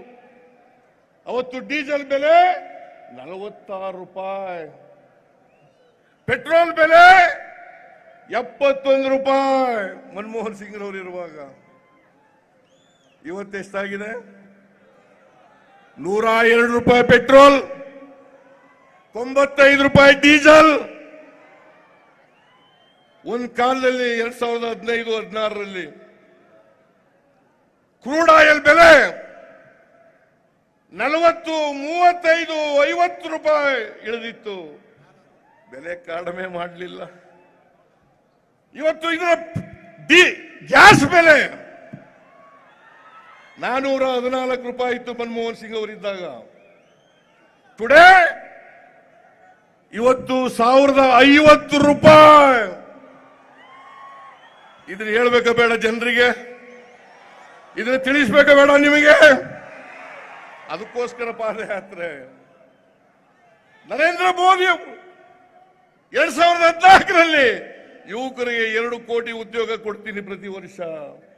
8 ವರ್ಷದಲ್ಲಿ 16 ಕೋಟಿ ಹುದ್ದೆಗಳನ್ನು ಸೃಷ್ಟಿ ಮಾಡಬೇಕಾಗಿತ್ತು. ಅದರ ಬದಲಿಗೆ ಸುಮಾರು 5-6 ಲಕ್ಷ ಸೂಕ್ಷ್ಮ ಕೈಗಾರಿಕೆಗಳು, ಸಣ್ಣ ಕೈಗಾರಿಕೆಗಳು ಮುಚ್ಚೋಗಿ ಇವತ್ತು ನಿರುದ್ಯೋಗಿ ಯುವಕರುಗಳು ಬೀದಿ ಪಾಲಾಗಿದ್ದಾರೆ. ಇದನ್ನ ಹೇಳ್ಬೇಕು ಬೇಡ ಜನರಿಗೆ? ಭ್ರಷ್ಟಾಚಾರ ಹೇಳ್ಬೇಕು ಬೇಡ ಜನರಿಗೆ? ರೈತರ ಸಮಸ್ಯೆಗಳನ್ನು ಹೇಳ್ಬೇಕು ಬೇಡ ಜನರಿಗೆ? ರೈತರ ಆದಾಯ 2022ಕ್ಕೆ ದುಪ್ಪಟ್ಟು ಮಾಡ್ತೇವೆ. ಆದಾಯ ದುಪ್ಪಟ್ಟಾಗಲಿಲ್ಲ. ಆದ್ರೆ ವ್ಯವಸಾಯಕ್ಕೆ ಖರ್ಚು ಮಾಡತಕ್ಕಂಥ ಹಣ ದುಪ್ಪಟ್ಟಾಯಿತು. ರೈತರಿಗೆ MSP ಕೊಡಲಿಲ್ಲ. ರೈತರ ಮನೆ ಹಾಳು ಮಾಡಿದ್ರು. ಇವತ್ತು ಶ್ರೀಮತಿ ಇಂದಿರಾ ಗಾಂಧಿ ಅವರು ತಂದಿದ್ದಂತ ಲ್ಯಾಂಡ್ ರಿಫಾರ್ಮ್ಸ್ ಆಕ್ಟ್ ಅದನ್ನ ತಿದ್ದುಪಡಿ ಮಾಡಿ 79A, B, C ತಿದ್ದುಪಡಿ ಮಾಡಿಬಿಟ್ರಿ. Anybody can purchase the land today. Anybody, Tata, Birla, Adani, Ambani, ಯಾರು ಬೇಕಾದ್ರೂ ತಗೋಬಹುದು. ಇವತ್ತು ದಲಿತರನ್ನ, ಸಣ್ಣ ಹಿಡುವಳಿದಾರರನ್ನ ಬೀದಿ ಪಾಲು ಮಾಡಿದ್ದೀರಿ. ನಾಚಿಕೆ ಆಗ್ಬೇಕು ನಿಮಗೆ, ನಾಚಿಕೆ ಆಗ್ಬೇಕು ನಿಮಗೆ. ಇದನ್ನ ಹೇಳ್ಬೇಕಾ ಬೇಡ ಜನರಿಗೆ? ದೇಶ ಉಳಿತದ? ಇವತ್ತು ನರೇಂದ್ರ ಮೋದಿ ಅವರು ಪ್ರಧಾನಮಂತ್ರಿ ಆದಾಗ 2013-14ರಲ್ಲಿ ಈ ದೇಶದ ಮೇಲಿದ್ದಂತ ಸಾಲ 53,11,000 ಕೋಟಿ. ಇವತ್ತು ಈ ಮಾರ್ಚ್ ಎಂಡಿಗೆ ಮಿಸ್ಟರ್ ಜಯರಾಮ್ ರಮೇಶ್ 155 ಲಕ್ಷ ಕೋಟಿ. ಸ್ವಾತಂತ್ರ್ಯ ಬಂಧನದಿಂದ ಮನಮೋಹನ್ ಸಿಂಗ್ ಅವರು ಕೊನೆ ವರ್ಷದವರೆಗೆ ದೇಶದ ಮೇಲಿದ್ದಂತ ಸಾಲ 53,11,000 ಕೋಟಿ. ಈ ನರೇಂದ್ರ ಮೋದಿ ಅಚ್ಚೇ ದಿನ ಹೆಂಗೆ ಅಂತ ಹೇಳಿದವರು, ಅಚ್ಚೇ ದಿನ ಹೆಂಗೆ ಬಂತ. ಇವತ್ತು ಸಾಲ 155 ಲಕ್ಷ ಕೋಟಿ. ಇವರು ಬಂದ ಮೇಲೆ 100 ಲಕ್ಷ ಕೋಟಿ ರೂಪಾಯಿಗಳನ್ನ ನರೇಂದ್ರ ಮೋದಿ ಅವರು ಸಾಲ ಮಾಡಿದ್ದಾರೆ. ಇದು ಹೇಳ್ಬೇಕಾ ಬೇಡ? ದೇಶ ಉಳಿಬೇಕಾ ಬೇಡ? ಇವತ್ತು ಈ ದೇಶದ ರಾಷ್ಟ್ರಧ್ವಜ, ಈ ದೇಶದ ರಾಷ್ಟ್ರಗೀತೆ, ಪ್ರಜಾಪ್ರಭುತ್ವ, ಸಂವಿಧಾನ ಇವೆಲ್ಲಕ್ಕೂ ಕೂಡ ವಿರೋಧ ಇದೆ RSS ಮತ್ತು ಸಂಘ ಪರಿವಾರದವರಿಂದ. ಬಹಿರಂಗವಾಗಿ, ಆಂತರಿಕವಾಗಿ ನಮ್ಮ ಸಂವಿಧಾನವನ್ನ ವಿರೋಧ ಮಾಡ್ತಾರೆ, ಪ್ರಜಾಪ್ರಭುತ್ವವನ್ನು ವಿರೋಧ ಮಾಡ್ತಾರೆ. ಇವತ್ತು ಪ್ರಜಾಪ್ರಭುತ್ವ ಮತ್ತು ಸಂವಿಧಾನ ಕಷ್ಟದಲ್ಲಿದೆ, ಅಪಾಯದಲ್ಲಿದ್ದಾವೆ. ಇದನ್ನು ಉಳಿಸ್ತಕ್ಕಂಥದ್ದು ನಮ್ಮ ಜವಾಬ್ದಾರಿ ಅಲ್ವಾ? ನರೇಂದ್ರ ಮೋದಿ ಅವರೇ, ನೀವು ಪ್ರಧಾನಮಂತ್ರಿ ಆಗಿರ್ತಕ್ಕಂಥದ್ದು ಬಾಬಾ ಸಾಹೇಬ್ ಅಂಬೇಡ್ಕರ್ ಅವರು ಕೊಟ್ಟಿರ್ತಕ್ಕಂಥ ಸಂವಿಧಾನದಿಂದ.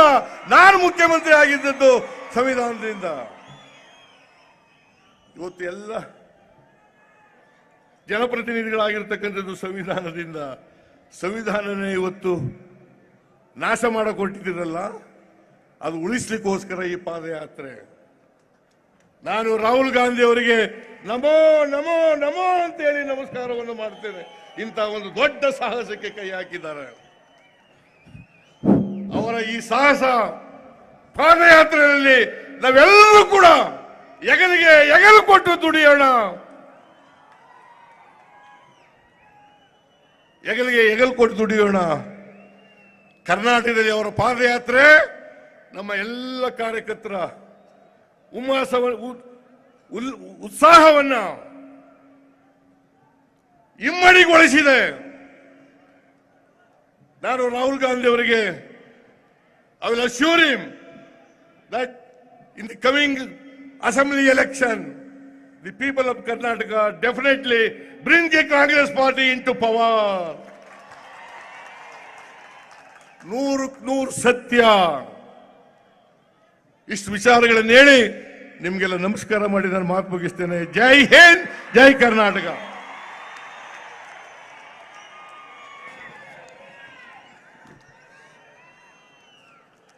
बहुत बहुत शुक्रिया आदरणीय सिद्धारमैया साहब का। दोस्तों, अब वो घड़ी आ गई है जिसका आपको इंतजार था। 75 साल में कौन ऐसा शख्स है जो 3,570 किलोमीटर इस देश के गांव-गांव, गली-गली, शहर-शहर चला? उस शख्स का नाम है राहुल गांधी। 75 साल में ಈಗ ತಮ್ಮೆಲ್ಲರ ಪರವಾಗಿ ಕನಕ ದುರ್ಗಮ್ಮ ದೇವಿಗೆ ರಾಹುಲ್ ಗಾಂಧಿ ಅವರು ಈ ಖಡ್ಗವನ್ನ ಅರ್ಪಣೆ ಮಾಡಲಿಕ್ಕೆ ತೆಗೆದುಕೊಂಡು ಬಂದಿದ್ದಾರೆ.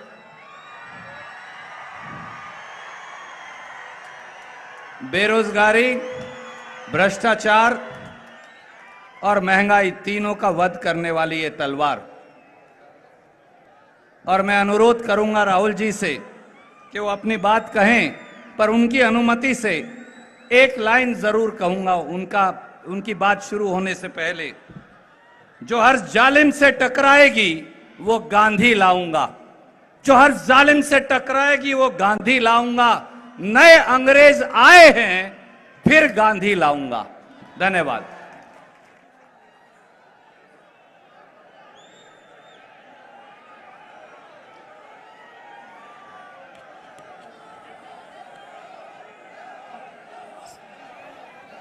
केसी वेणुगोपाल जी,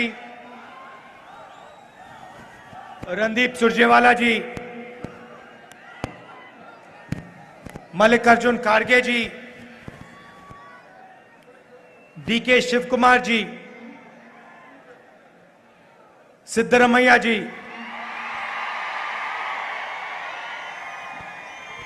अशोक गहलोत जी,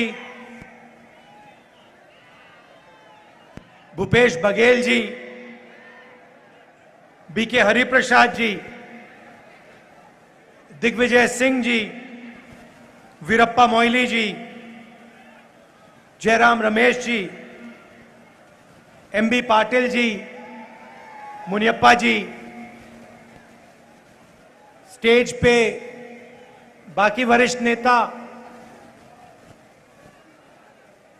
हमारे प्यारे कार्यकर्ता, भाई और बहनों, प्रेस के हमारे मित्रों, आप सबका यहां बहुत बहुत स्वागत, नमस्कार। खांडे जी, इट्स ओके, आप दैट्स ओके।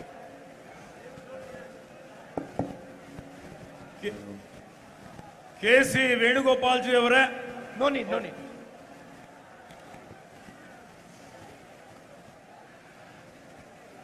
कुछ दिनों से अब हम भारत जोड़ो यात्रा पर कन्याकुमारी से कश्मीर जा रहे हैं।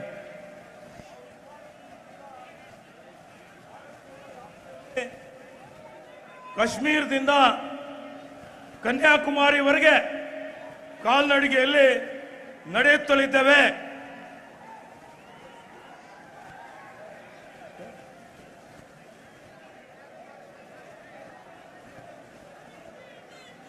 3,500 किलोमीटर का सफर है। शुरुआत कन्याकुमारी में की, उसके बाद केरला और अब कर्नाटक। 3,500 ಕಿಲೋಮೀಟರ್ ಒಂದು ಯಾತ್ರೆ ಇದೆ। ಮೊದಲು ಕೇರಳದಿಂದ ಪ್ರಾರಂಭ ಆಗಿ ತಮಿಳುನಾಡಿನಿಂದ कर्नाटक राज्यಕ್ಕೆ ಬಂದಿದ್ದೇವೆ। शुरुआत में हम सब ने सोचा था, मैंने भी सोचा था कि 3,500 किलोमीटर 3,500 किलोमीटर चलना आसान बात नहीं। ಪ್ರಾರಂಭದಲ್ಲಿ ನಾನು 3,500 ಕಿಲೋಮೀಟರ್ ನಡೆಯುವುದು ಸಾಮಾನ್ಯ ವಿಷಯವಲ್ಲ ಅಂತ ತಿಳ್ಕೊಂಡಿದ್ದೆ। मगर जब हमने चलना शुरू किया, पहले दिन, दूसरे दिन, 5वें दिन चलना काफी आसान लगने लगा। ನಾನು ಯಾವಾಗ ನಡಿಗೆ ಪ್ರಾರಂಭ ಮಾಡಿದೆ, 1ನೇ ದಿವಸ, 2ನೇ ದಿವಸ, 3ನೇ ದಿವಸ, 5ನೇ ದಿವಸ ದಿನ ಕಳೆದಂತೆ ನನ್ನ ನಡಿಗೆ ಬಹಳ ಸುಲಭವಾಗಿ ನಡೆಯುವಂತದ್ದಾಯಿತು। ऐसे लग रहा था कि कोई ना कोई शक्ति पीछे से पूरी यात्रा को आगे की ओर धकेल रही है। ನನಗೆ ಹಿಂಗೆ ಅನಿಸ್ತಾ ಇತ್ತು, ಯಾವುದೋ ಒಂದು ಶಕ್ತಿ ಈ ಯಾತ್ರೆಯನ್ನು ಹಿಂದಿನಿಂದ ನಮಗೆ ಮುಂದೆ ನಡಿಲಿಕ್ಕೆ ಅವಕಾಶ ಕೊಡ್ತಾ ಇದೆ, ಶಕ್ತಿ ಕೊಡ್ತಾ ಇದೆ। जब भी यात्रा में थकान होती है तो कोई ना कोई दौड़ता हुआ आता है, मदद करके चला जाता है। ಯಾವಾಗಲೂ ಯಾತ್ರೆಯಲ್ಲಿ ದಣಿವಾಗಿದ್ದಾಗ ಯಾರಾದರೂ ಓಡ್ತಾ ಬರ್ತಾರೆ, ಆ ಯಾತ್ರಿಗಳಿಗೆ ಸಹಾಯವನ್ನು ಮಾಡ್ತಾರೆ। कभी छोटा सा बच्चा कुछ कह देगा, कभी कोई विकलांग व्यक्ति आके कुछ कह देगा, कभी एक बुजुर्ग व्यक्ति आके कुछ कह देगा, उन शब्दों से मदद मिल जाती है। ಯಾವಾಗ ಸಣ್ಣ ಮಗು ಬಂದು ನಮಗೆ ಮಾತನಾಡ್ತಾರೆ, ಯಾವಾಗ ಒಬ್ಬ ವೃದ್ಧ ವ್ಯಕ್ತಿ ಬಂದು ಮಾತನಾಡ್ತಾರೆ, ಯಾವಾಗ ಒಬ್ಬ ಬೇರೆ ಮಹಿಳೆ ಬಂದು ಮಾತಾಡ್ತಾರೆ, ಅವಾಗ ನಮಗೆ ಮುಂದೆ ಹೋಗ್ಲಿಕ್ಕೆ ಇನ್ನು ಹೆಚ್ಚಿನ ಶಕ್ತಿ ದೊರಕುತ್ತದೆ। और देखिए ये पहली बार पब्लिक मीटिंग में बकरी आई है। ನೋಡಿ, ಈಗ ಮೊದಲನೇ ಸಲ ನಮ್ಮ ಸಾರ್ವಜನಿಕ ಸಭೆಯಲ್ಲಿ ಕುರಿ ಬಂದಿದೆ। भैया उसको तंग मत करो, ಅದಕ್ಕೆ ತಂಗ ಮಾಡಬೇಡಿ। तो ये यात्रा हमने क्यों शुरू की? ಈ ಯಾತ್ರೆ ನಾವು ಯಾಕೆ ಪ್ರಾರಂಭ ಮಾಡಿದ್ದೇವೆ? इसका क्या मतलब है, इसका क्या लक्ष्य है, और ये जो हमें हर रोज मदद मिल रही है, ये क्यों मिल रही है? ಇದರ ಉದ್ದೇಶ ಏನಿದೆ, ಇದರ ಲಕ್ಷ್ಯ ಏನಿದೆ, ಮತ್ತು ದಿನಾಲು ನಮಗೆ ಏನು ಶಕ್ತಿ ಕೊಡ್ತಾ ಇದೆ, ಇದರ ಹಿಂದೆ ಯಾರು ಏನಿದೆ ಅಂತ ಹೇಳಿ ನಾನು ಹೇಳಲಿಕ್ಕೆ ಬಯಸ್ತೇನೆ। और ये जो शक्ति हमें मदद कर रही है, ये किन लोगों की शक्ति है? ಇದೇನ್ ಶಕ್ತಿ ನಮಗೆ ಸಹಾಯ ಮಾಡ್ತಾ ಇದೆ, ಇದು ಯಾರದ್ದಿದೆ? और ये शक्ति हमें क्यों मदद कर रही है? ಈ ಶಕ್ತಿ ನಮಗೆ ಯಾಕೆ ಸಹಾಯ ಮಾಡ್ತಾ ಇದೆ? ये सवाल उठते हैं। ಈ ಪ್ರಶ್ನೆ ಹೇಳ್ತಾ ಇದೆ। हमने इस यात्रा को नाम भारत जोड़ो यात्रा दिया। ಈ ಯಾತ್ರೆಗೆ ನಾವು ಭಾರತ್ ಜೋಡೋ ಅಂತ ಹೆಸರನ್ನು ಇಕ್ಕಿದ್ದೇವೆ। क्योंकि हमें लगा और करोड़ों लोगों को लग रहा है कि बीजेपी आरएसएस की विचारधारा, नफरत की विचारधारा, हिंसा की विचारधारा देश को बांट रही है, देश को कमजोर कर रही है। ಏಕೆಂದರೆ ನಮಗೆ ಅನಿಸ್ತು ನಮ್ಮ ಜೊತೆಯಲ್ಲಿ ಕೋಟ್ಯಾಂತರ ಈ ರಾಷ್ಟ್ರದ ಜನರ ಭಾವನೆನೂ ಇದೆ, ಬಿಜೆಪಿ ಮತ್ತು ಆರ್ಎಸ್ಎಸ್ ನ ವಿಚಾರಧಾರೆ ಈ ದೇಶದಲ್ಲಿ ಹಿಂಸೆ, ಅಸೂಯೆಯನ್ನು ಬಿತ್ತರಿಸ್ತಾ ಇದೆ, ಅದನ್ನು ಇವತ್ತು ಎಲ್ಲಾ ಕಡೆ ವಿಭಜನೆ ಮಾಡ್ತಾ ಇದೆ ಅನ್ನುವಂಥದ್ದು। हिंदुस्तान पर यह एक प्रकार का आक्रमण है। ಭಾರತ ದೇಶದ ಮೇಲೆ ಇದು ಒಂದು ತರ ದಾಳಿ ಇದೆ। यह देशभक्ति नहीं है, यह देश के खिलाफ काम किया जा रहा है। ಇದು ದೇಶಭಕ್ತಿ ಅಲ್ಲ, ದೇಶದ ವಿರುದ್ಧ ಅವರು ಕೆಲಸ ಮಾಡ್ತಾ ಇದ್ದಾರೆ। आप देखिए, एक महीने से हम यात्रा में चल रहे हैं। ನೀವು ನೋಡಿ, ಈಗ ನಾವು ಒಂದು ತಿಂಗಳಿಂದ ಈ ಯಾತ್ರೆಯಲ್ಲಿ ನಡಿಗೆಯಲ್ಲಿ ನಡೀತಾ ಇದ್ದೇವೆ। अलग अलग धर्म के लोग, अलग अलग धर्म के लोग, अलग जात के लोग,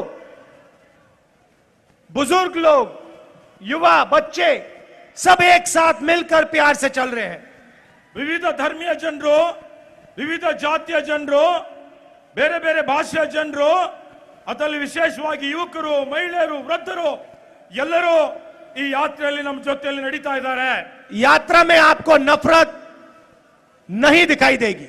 ಈ ಯಾತ್ರೆಯಲ್ಲಿ ನಿಮಗೆ ದ್ವೇಷ ಎಲ್ಲೂ ಕಂಡು ಬರುವುದಿಲ್ಲ। यात्रा में आपको हिंसा नहीं मिलेगी। ಈ ಯಾತ್ರೆಯಲ್ಲಿ ನಿಮಗೆ ಹಿಂಸೆ ಕಾಣ ಸಿಗುವುದಿಲ್ಲ। भीड़ में किसी को चोट लगती है, कोई गिर जाता है, एकदम सब लोग उसकी मदद करते हैं। ಈ ಯಾತ್ರೆಯಲ್ಲಿ ಯಾರಾದರೂ ನೂಕು ನುಗ್ಗಲ್ದಲ್ಲೇ ಕೆಳಗೆ ಬಿದ್ದರೆ ಎಲ್ಲರೂ ಅವನಿಗೆ ಸಹಾಯ ಮಾಡ್ತಾರೆ। सवाल नहीं पूछते कौन से धर्म के हो, किस जात के हो, महिला हो, पुरुष हो, बच्चे हो, बुजुर्ग हो, यह नहीं पूछा जाता, एकदम मदद मिलती है। ಅವನಿಗೆ ಯಾರು ಪ್ರಶ್ನೆ ಕೇಳೋದಿಲ್ಲ, ನೀನು ಯಾವ ಜಾತಿಯವನಿದ್ದೆ, ಯಾವ ಧರ್ಮೀಯನಿದ್ದೆ, ನೀನು ಪುರುಷನಿದ್ಯಾ ಮಹಿಳೆ ಇದೆಯಾ, ಯಾವ ಭಾಷೆ ಮಾತಾಡ್ತಾ ಇದ್ದೆ, ಆದ್ರೆ ಎಲ್ಲರೂ ಬಂದು ಕೆಳಗೆ ಬಿದ್ದವರನ್ನು ಸಹಾಯ ಮಾಡ್ತಾರೆ. और ये विचारधारा सिर्फ यात्रा की विचारधारा नहीं है, ये विचारधारा, ये सोच कर्नाटक की सोच है. ಈ ವಿಚಾರಧಾರೆ ಬರೀ ಯಾತ್ರೆ ವಿಚಾರಧಾರೆ ಅಲ್ಲ, ಈ ವಿಚಾರಧಾರೆ ಕರ್ನಾಟಕದ ವಿಚಾರಧಾರೆ ಆಗಿದೆ. और ये सिर्फ कर्नाटक की विचारधारा नहीं है, ये हिंदुस्तान की सोच है, हिंदुस्तान का इतिहास है. ಈ ವಿಚಾರಧಾರೆ ಬರೀ ಕರ್ನಾಟಕದ ಅಷ್ಟೇ ಅಲ್ಲ, ಇಡೀ ಭಾರತ ದೇಶದ ವಿಚಾರಧಾರೆ ಆಗಿದೆ. बसवना जी ने, अंबेडकर जी ने, नारायण गुरु जी ने यही बातें बोली थी. ಬಸವಣ್ಣನವರು, ಬಾಬಾ ಸಾಹೇಬ್ ಅಂಬೇಡ್ಕರ್ ಅವರು, ನಾರಾಯಣ್ ಗುರು ಅವರು ಇದೇ ವಿಚಾರಧಾರೆ, ಇದೇ ಪರಂಪರೆಯನ್ನು, ಇದೇ ತತ್ವವನ್ನು ನಮಗೆಲ್ಲರಿಗೆ ತಿಳಿಸಿದ್ದಾರೆ. और जो उन्होंने बोला था वो कर्नाटका की सड़क पे चलने में दिखाई देता है. ಅವ್ರೇನ್ ಹೇಳಿದ್ರು ಅದು ಯಾತ್ರೆಯಲ್ಲಿ, ನಡಿಗೆಯಲ್ಲಿ ನಮಗೆ ಕಾಣಿಸ್ತಾ ಇದೆ. वो आपके दिल के अंदर है, आपके खून के अंदर है, उसको निकाला नहीं जा सकता. ಅದು ಕರ್ನಾಟಕದ ಜನರ ಹೃದಯದಲ್ಲಿದೆ, ಅದು ನಿಮ್ಮ ರಕ್ತದಲ್ಲಿದೆ, ಅದನ್ನು ಯಾರೂ ತೆಗಿಲಿಕ್ಕೆ ಸಾಧ್ಯ ಇಲ್ಲ. कितनी भी कोशिश कर लें ये लोग, 24 घंटे लगा लें, 50 साल लगा लें, ये आपके खून से, आपके डीएनए से नहीं निकाला जा सकता. ಯಾರು ಎಷ್ಟೇ ಪ್ರಯತ್ನ ಮಾಡಲಿ, ಎಷ್ಟೇ ಒತ್ತಡ ಹಾಕ್ಲಿ, ಆದರೆ ಅವರಿಗೆ ನಿಮ್ಮ ಈ ಒಂದು ರಕ್ತದಿಂದ ಆ ವಿಚಾರಧಾರೆ ತೆಗಿಲಿಕ್ಕೆ ಸಾಧ್ಯ ಇಲ್ಲ. हम चल रहे हैं, भाईचारे के लिए चल रहे हैं, मगर यात्रा में 2-3 और मैसेजेस हैं. ನಾವು ನಡೀತಾ ಇದ್ದೀವಿ, ಸಹೋದರತ್ವಕ್ಕಾಗಿ ನಡೀತಾ ಇದ್ದೀವಿ, ಆದರೆ ಯಾತ್ರೆಯಲ್ಲಿ ಇನ್ನೂ ಕೆಲವೊಂದು ವಿಷಯಗಳಿದಾವೆ. यात्रा में चलते हुए मैं बहुत सारे युवाओं से मिला हूं. ಯಾತ್ರೆ ನಡಿಗೆಯಲ್ಲಿ ನಾನು ಬಹಳಷ್ಟು ಯುವಕರನ್ನು ಭೇಟಿಯಾಗಿದ್ದೇನೆ. कॉलेज में, यूनिवर्सिटी में पढ़ाई कर रहे हैं, स्कूल में पढ़ाई कर रहे हैं. ಕಾಲೇಜ್ನಲ್ಲಿ, ಶಾಲೆಯಲ್ಲಿ, ವಿಶ್ವವಿದ್ಯಾಲಯದಲ್ಲಿ ಅವರು ವಿದ್ಯಾಭ್ಯಾಸ ಮಾಡ್ತಾ ಇದ್ದಾರೆ. और मैं उनसे पूछता हूं, क्या करना चाहते हो? पढ़ाई कर रहे हो, क्यों कर रहे हो, बाद में क्या करोगे? ನಾನು ಅವರಿಗೆ ಪ್ರಶ್ನೆ ಕೇಳ್ತೀನಿ, ನೀವು ಮುಂದಿನ ಭವಿಷ್ಯದಲ್ಲಿ ಏನ್ ಮಾಡ್ಬೇಕಂತೀರಿ, ಈಗ ಏನ್ ಮಾಡ್ತಾ ಇದ್ದೀರಿ ಅಂತೇಳಿ ಹೇಳಿ. कोई मुझे कहता है सॉफ्टवेयर इंजीनियर बनूंगा, कोई कहता है लॉयर बनूंगा, डॉक्टर बनूंगा, कोई बच्ची कहती है मैं पुलिस फोर्सेस में काम करना चाहती हूं. ಯಾವ ವಿದ್ಯಾರ್ಥಿ ಹೇಳ್ತಾನೆ ನಾನು ಸಾಫ್ಟ್ವೇರ್ ಇಂಜಿನಿಯರ್ ಆಗ್ತೀನಿ, ಯಾರು ಹೇಳ್ತಾರೆ ನಾನು ಇವತ್ತು ಶಿಕ್ಷಕನ ಆಗ್ತೀನಿ, ಬೇರೆ ಬೇರೆ ಉದ್ಯೋಗ ಮಾಡ್ತೀನಿ ಅನ್ನುವಂತ ವಿಚಾರವನ್ನು ಅವರೆಲ್ಲ ಹೇಳ್ತಾರೆ. उसके बाद मैं उनसे पूछता हूं, क्या तुम्हें लगता है, तुम्हें भरोसा है कि कॉलेज के बाद, स्कूल के बाद तुम्हें नौकरी मिलेगी?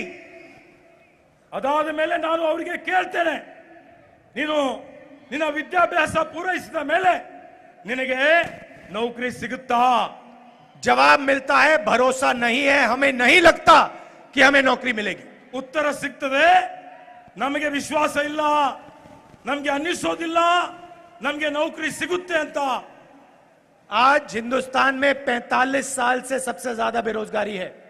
ಇವತ್ತು ಹಿಂದೂಸ್ತಾನದಲ್ಲಿ 45 ವರ್ಷದ ಇತಿಹಾಸದಲ್ಲಿ ಎಲ್ಲಕ್ಕಿಂತ ಹೆಚ್ಚಿನ ನಿರುದ್ಯೋಗ ತಾಂಡವಾಡ್ತಾ ಇದೆ. प्रधानमंत्री ने कहा था हर साल 2 करोड़ युवाओं को रोजगार दूंगा. ಪ್ರಧಾನಮಂತ್ರಿ ಅವರು ಹೇಳಿದ್ರು ಪ್ರತಿ ವರ್ಷ 2 ಕೋಟಿ ಉದ್ಯೋಗ ಕೊಡ್ತೀನಿ ಅಂತ. कहां गए 2 करोड़ रोजगार? ಎಲ್ಲಿ ಹೋದು 2 ಕೋಟಿ ಉದ್ಯೋಗ? उल्टा करोड़ों युवाओं को बेरोजगार कर दिया है. ಅವರ ನೀತಿಯಿಂದ ಕೋಟ್ಯಾಂತರ ಯುವಕರು ಉದ್ಯೋಗ ಇದ್ದಿದ್ದು ಕಳೆದುಕೊಂಡು ಬಿಟ್ಟಿದ್ದಾರೆ. कर्नाटक में 2.5 लाख सरकारी पोस्ट वेकेंट क्यों हैं? ಕರ್ನಾಟಕ ರಾಜ್ಯದಲ್ಲಿ 2.5 ಲಕ್ಷ ಸರ್ಕಾರಿ ನೌಕರಿಗಳು ಯಾಕೆ ಖಾಲಿ ಇದೆ? और प्रधानमंत्री की पॉलिसियों ने नोटबंदी, जीएसटी और उन्होंने जो कोविड के समय किया, उसके कारण 12.5 करोड़ युवाओं रोजगार खो गए। ಪ್ರಧಾನಮಂತ್ರಿ ಅವರ ನೀತಿಯಿಂದ ಅವರೇನು ನೋಟ್ಬಂದಿ ಮಾಡಿದ್ರು, ಜಿಎಸ್ಟಿ ಅವೈಜ್ಞಾನಿಕವಾಗಿ ಅನುಷ್ಠಾನ ಮಾಡಿದ್ರು, ಇವೆಲ್ಲ ಅವರ ತಪ್ಪಿನಿಂದ 12.5 ಕೋಟಿ ಜನ अच्छा ನಿರುದ್ಯೋಗಿಗಳಿದ್ದಾರೆ। अच्छा, कर्नाटक में अगर आपको पुलिस का सब इंस्पेक्टर बनना है तो आप 80 लाख रुपए देकर बन सकते हो। ನೀವು ಕರ್ನಾಟಕ ರಾಜ್ಯದಲ್ಲಿ ಪೊಲೀಸ್ ಇನ್ಸ್ಪೆಕ್ಟರ್ ಆಗಬೇಕು ಅಂತ ಹೇಳಿದ್ರೆ 80 ಲಕ್ಷ ರೂಪಾಯಿ ಲಂಚ ಕೊಡಬೇಕಾಗ್ತದೆ। पैसा है तो कर्नाटक में आप सरकारी नौकरी खरीद सकते हो। ನಿಮ್ಮಲ್ಲಿ ದುಡ್ಡಿದ್ರೆ ಕರ್ನಾಟಕ ರಾಜ್ಯದಲ್ಲಿ ಸರ್ಕಾರಿ ನೌಕರಿ ನೀವು ಖರೀದಿ ಮಾಡಬಹುದು। पैसा नहीं है तो जिंदगी भर बेरोजगार रहो। ದುಡ್ಡಿಲ್ಲ ಅಂತ ಹೇಳಿದ್ರೆ ಜೀವನ ಪರ್ಯಂತ ನಿರುದ್ಯೋಗಿಗಳಾಗಿ ಇರ್ತೀರಿ। कोऑपरेटिव बैंक्स में स्कैम, असिस्टेंट प्रोफेसर की नौकरियों के लिए स्कैम, ಸಹಕಾರಿ ಬ್ಯಾಂಕಿನಲ್ಲಿ ಹಗರಣ, ಉಪನ್ಯಾಸಕರ ನೇಮಕಾತಿಯಲ್ಲಿ ಹಗರಣ, ಎಲ್ಲಾ ನೇಮಕಾತಿಗಳಲ್ಲಿ ಬ್ರಹ್ಮಾಂಡ ಭ್ರಷ್ಟಾಚಾರ ಮತ್ತು ಹಗರಣ ನಡೀತಾ ಇದೆ। इसीलिए कर्नाटक की सरकार को 40% की सरकार नाम दिया गया है। ಆದುದರಿಂದಲೇ ಕರ್ನಾಟಕ ಸರ್ಕಾರಕ್ಕೆ 40% ಸರ್ಕಾರ, ಕಮಿಷನ್ ಸರ್ಕಾರ ಅಂತೂ ಬಿರುದು ಕೊಡಲಾಗಿದೆ। जो भी करवाना है 40% कमीशन देके करवाया जा सकता है।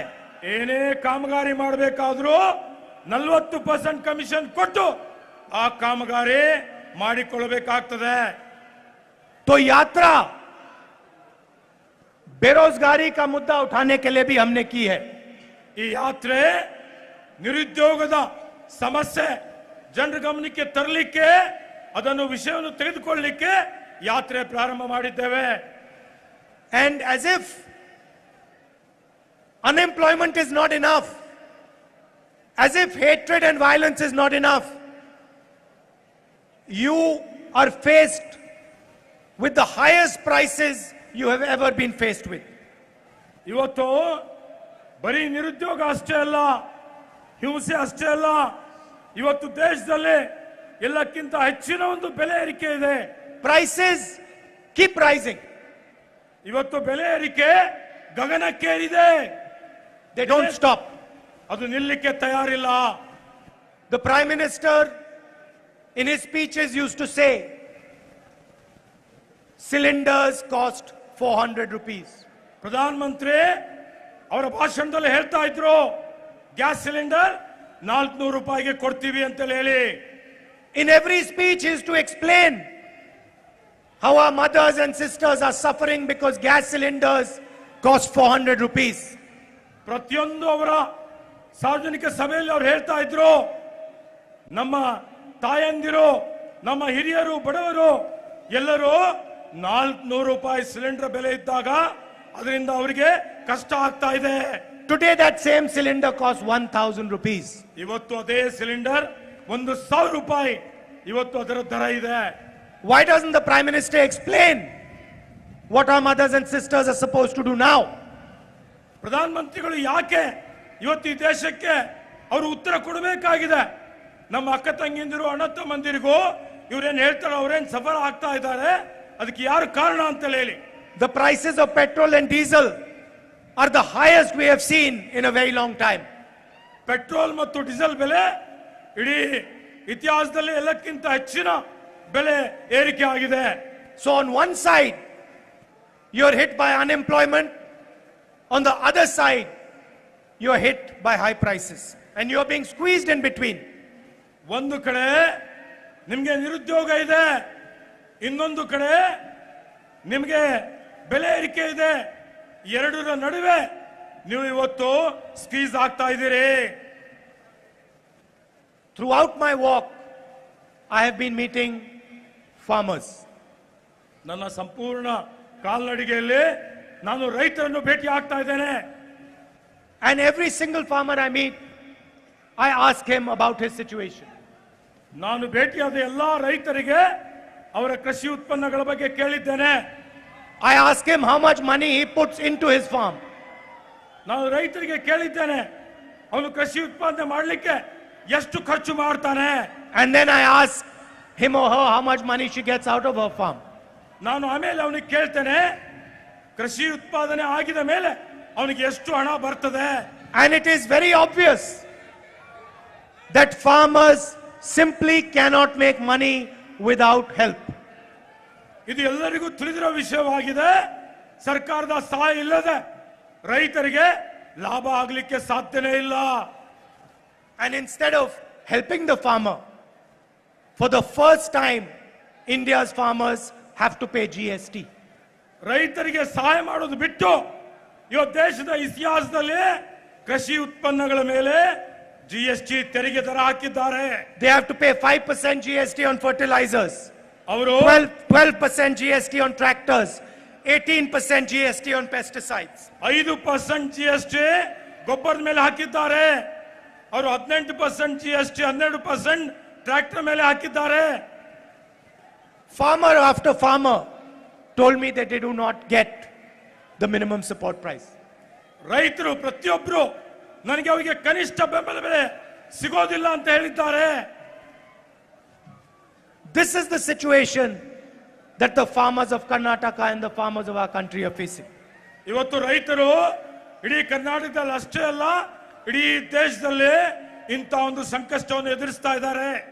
At the same time, the government is anti-SC, ST. ಅದೇ ರೀತಿಯಲ್ಲಿ ಈ ಸರ್ಕಾರ ಪರಿಶಿಷ್ಟ ಜಾತಿ ಪರಿಶಿಷ್ಟ ವರ್ಗದ ವಿರುದ್ಧ ಕೆಲಸ ಮಾಡ್ತಾ ಇದೆ. There is a 50% rise in atrocities against our SC and ST brothers and sisters. ಈ ಸರ್ಕಾರ ಬಂದ ಮೇಲೆ ಇವತ್ತು ಪರಿಶಿಷ್ಟ ಜಾತಿ ಪರಿಶಿಷ್ಟ ಪಂಗಡ ಜನರ ಮೇಲೆ 50% ದೌರ್ಜನ್ಯ ಜಾಸ್ತಿ ಆಗಿದೆ. Money that was supposed to be for the development of SC and ST communities has been diverted. 8,000 crores of your money has been diverted from you and taken from you. Karnataka ರಾಜ್ಯದಲ್ಲಿ ಪರಿಶಿಷ್ಟ ಜಾತಿ ಪರಿಶಿಷ್ಟ ಪಂಗಡ ಜನರಿಗೆ ಮೀಸಲಿಟ್ಟಂತ 8,000 ಕೋಟಿ ರೂಪಾಯಿ ಬೇರೆ ಕಾಮಗಾರಿಗಳಿಗೆ ಇವರು ಸ್ಥಳಾಂತರ ವರ್ಗಾವಣೆ ಮಾಡಿದ್ದಾರೆ. And when we were in power, we constituted the Nangmohan Das committee. ನಾವು ಸರ್ಕಾರದಲ್ಲಿದ್ದಾಗ ಜಸ್ಟಿಸ್ ನಾಗಮೋಹನ್ ದಾಸ್ ಸಮಿತಿಯನ್ನು ರಚನೆ ಮಾಡಿದ್ದೇವೆ. It recommended an increase in ST reservation from 3% to 7%. Nagamohan Das ಸಮಿತಿ SC ST ರಿಸರ್ವೇಶನ್ SCಗೆ ಇವತ್ತು 15ರಿಂದ 17, STಗೆ 3ರಿಂದ 7% ಜಾಸ್ತಿ ಮಾಡಲಿಕ್ಕೆ ಶಿಫಾರಸು ಮಾಡಿದೆ.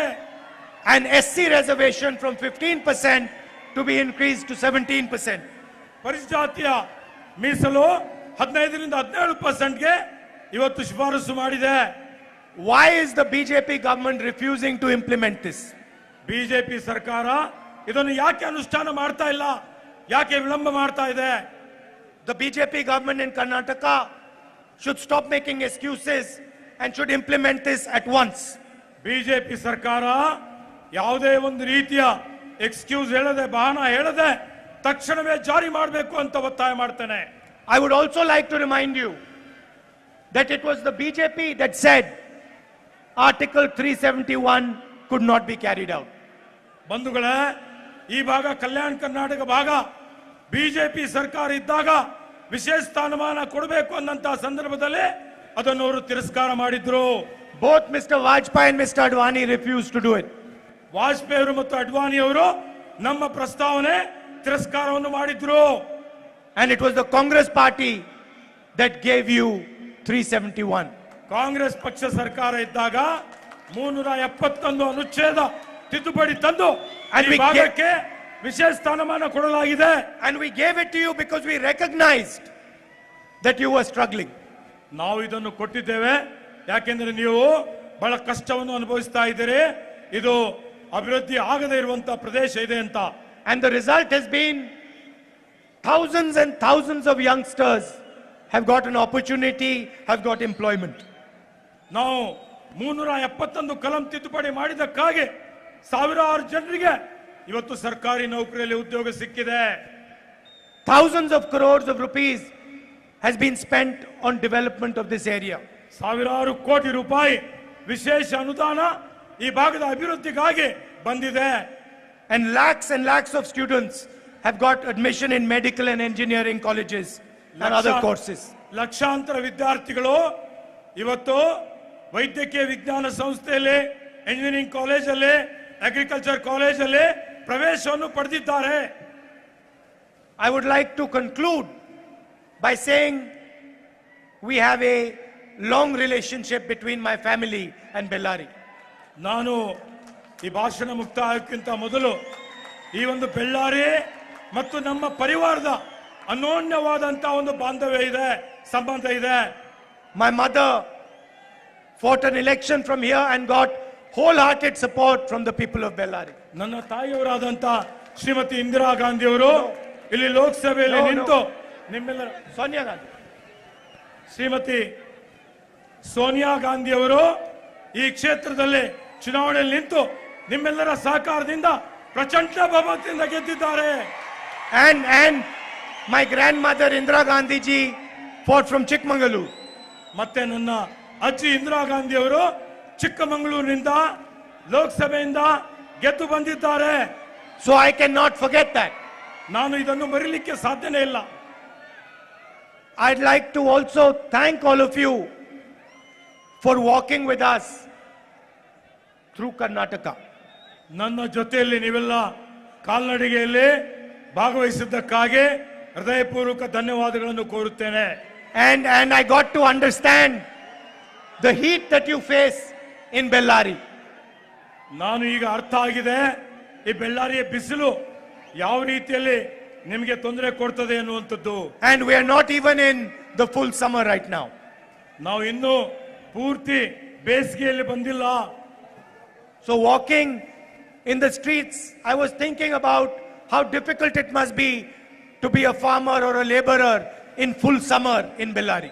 ನಾನು ರಸ್ತೆಯಲ್ಲಿ ನಡಿಗೆ ಮಾಡ್ತಾ ಇದ್ದಂತಹ ಸಂದರ್ಭದಲ್ಲಿ ಈ ಬೆಳ್ಳಾರಿಯಲ್ಲಿ ಒಬ್ಬ ರೈತ, ಒಬ್ಬ ಕಾರ್ಮಿಕ ಈ ಬಿಸಿಲಿನಲ್ಲಿ ಯಾವ ರೀತಿಯಲ್ಲಿ ದುಡಿಮೆ ಮಾಡ್ತಾನೆ, ಎಷ್ಟು ಕಷ್ಟ ಅನುಭವಿಸ್ತಾನೆ ಅನ್ನುವಂಥದ್ದು ನಾನು ತಿಳಿದುಕೊಂಡಿದ್ದೇನೆ.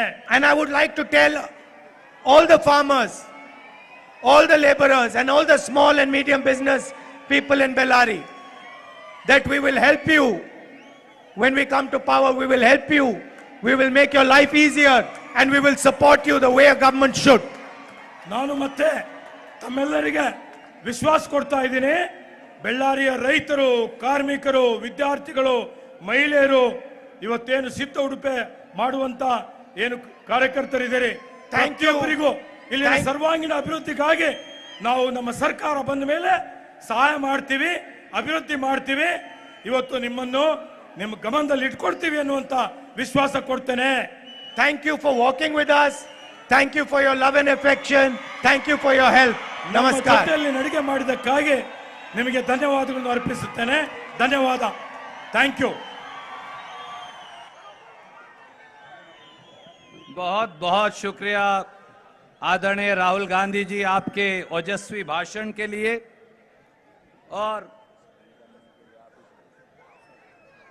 और अब राष्ट्रीय गान का समय. बेल्लारी कांग्रेस के लिए शुभ थी, शुभ है और शुभ रहेगी. हर बार जब सोनिया जी बेल्लारी आई, बेल्लारी यात्रा हुई और आज फिर राहुल गांधी जी बेल्लारी आए हैं. 2023 में कांग्रेस की सरकार की नींव रखेगी बेल्लारी.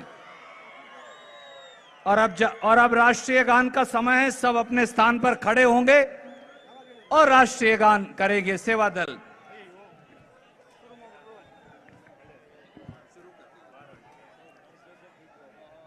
सभागृह सावधान.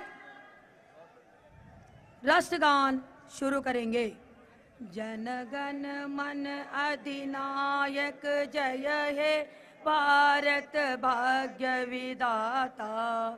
पंजाब सिंध गुजरात मराठा द्राविड़ उत्कल उत्कल वंग विंध्य हिमाचल यमुना गंगा उच्चल जलसि तरंग तव शुभ नामे जागे तव शुभ आशीष माघे गाहे तव जय गाता जन गण मंगलदायक जय हे भारत भाग्य विधाता जय हे जय हे जय हे जय जय जय जय हे आजाद हिंद जिंदाबाद कौमी नारा वंदे मातरम ಧನ್ಯವಾದ ಎಲ್ಲರಿಗೆ ಧನ್ಯವಾದಗಳು. ನಮ್ಮ ನಿಮ್ಮೆಲ್ಲರ ನೆಚ್ಚಿನ ನಾಯಕರಾದಂಥ ರಾಷ್ಟ್ರೀಯ ನಾಯಕರಾದ ಈ ದೇಶದ ಇವತ್ತು ಮುಂದಿನ ಭವಿಷ್ಯ ಆದಂಥ ಮಾನ್ಯ ಶ್ರೀ ರಾಹುಲ್ ಗಾಂಧೀಜಿಯವರು ನಮ್ಮೆಲ್ಲರ ಉದ್ದೇಶ ಮಾತನಾಡಿದ್ದಾರೆ. ಅವರಿಗೆ ಪ್ರದೇಶ ಕಾಂಗ್ರೆಸ್ ಸಮಿತಿ ವತಿಯಿಂದ ತಮ್ಮೆಲ್ಲರ ಪರವಾಗಿ ಹೃದಯಪೂರ್ವಕ ಧನ್ಯವಾದಗಳನ್ನು ಕೋರುತ್ತೇನೆ. ಅದೇ ರೀತಿಯಲ್ಲಿ ಇಲ್ಲಿ ಮಾನ್ಯ ಖರ್ಗೆಜಿಯವರು, ಬಘೇಲ್ಜಿಯವರು, ಅಶೋಕ್ ಗೆಹ್ಲೋಟ್ ಅವರು, ಡಿ ಕೆ ಶಿವಕುಮಾರ್ ಅವರು, ಸುರ್ಜೇವಾಲಾಜಿ ಅವರು, ಕೆ ಸಿ ವೇಣುಗೋಪಾಲ್ಜಿ ಅವರು, ಮಾನ್ಯ ಸಿದ್ದರಾಮಯ್ಯಜಿ ಅವರು, ಇತರ ಎಲ್ಲ ಹಿರಿಯ ಮುಖಂಡರು ತಾವೆಲ್ಲರೂ ಭಾಗವಹಿಸಿದ್ದೀರಿ. ಎಲ್ಲರಿಗೂ ಪ್ರದೇಶ ಕಾಂಗ್ರೆಸ್ ಸಮಿತಿ ವತಿಯಿಂದ ತಮ್ಮೆಲ್ಲರ ವತಿಯಿಂದ ನಾನು ಹೃದಯಪೂರ್ವಕ ಧನ್ಯವಾದಗಳನ್ನು ಅರ್ಪಿಸುತ್ತೇನೆ. ಧನ್ಯವಾದಗಳು. ಸಭೆ ಮುಕ್ತಾಯ ಆಗ್ತದೆ.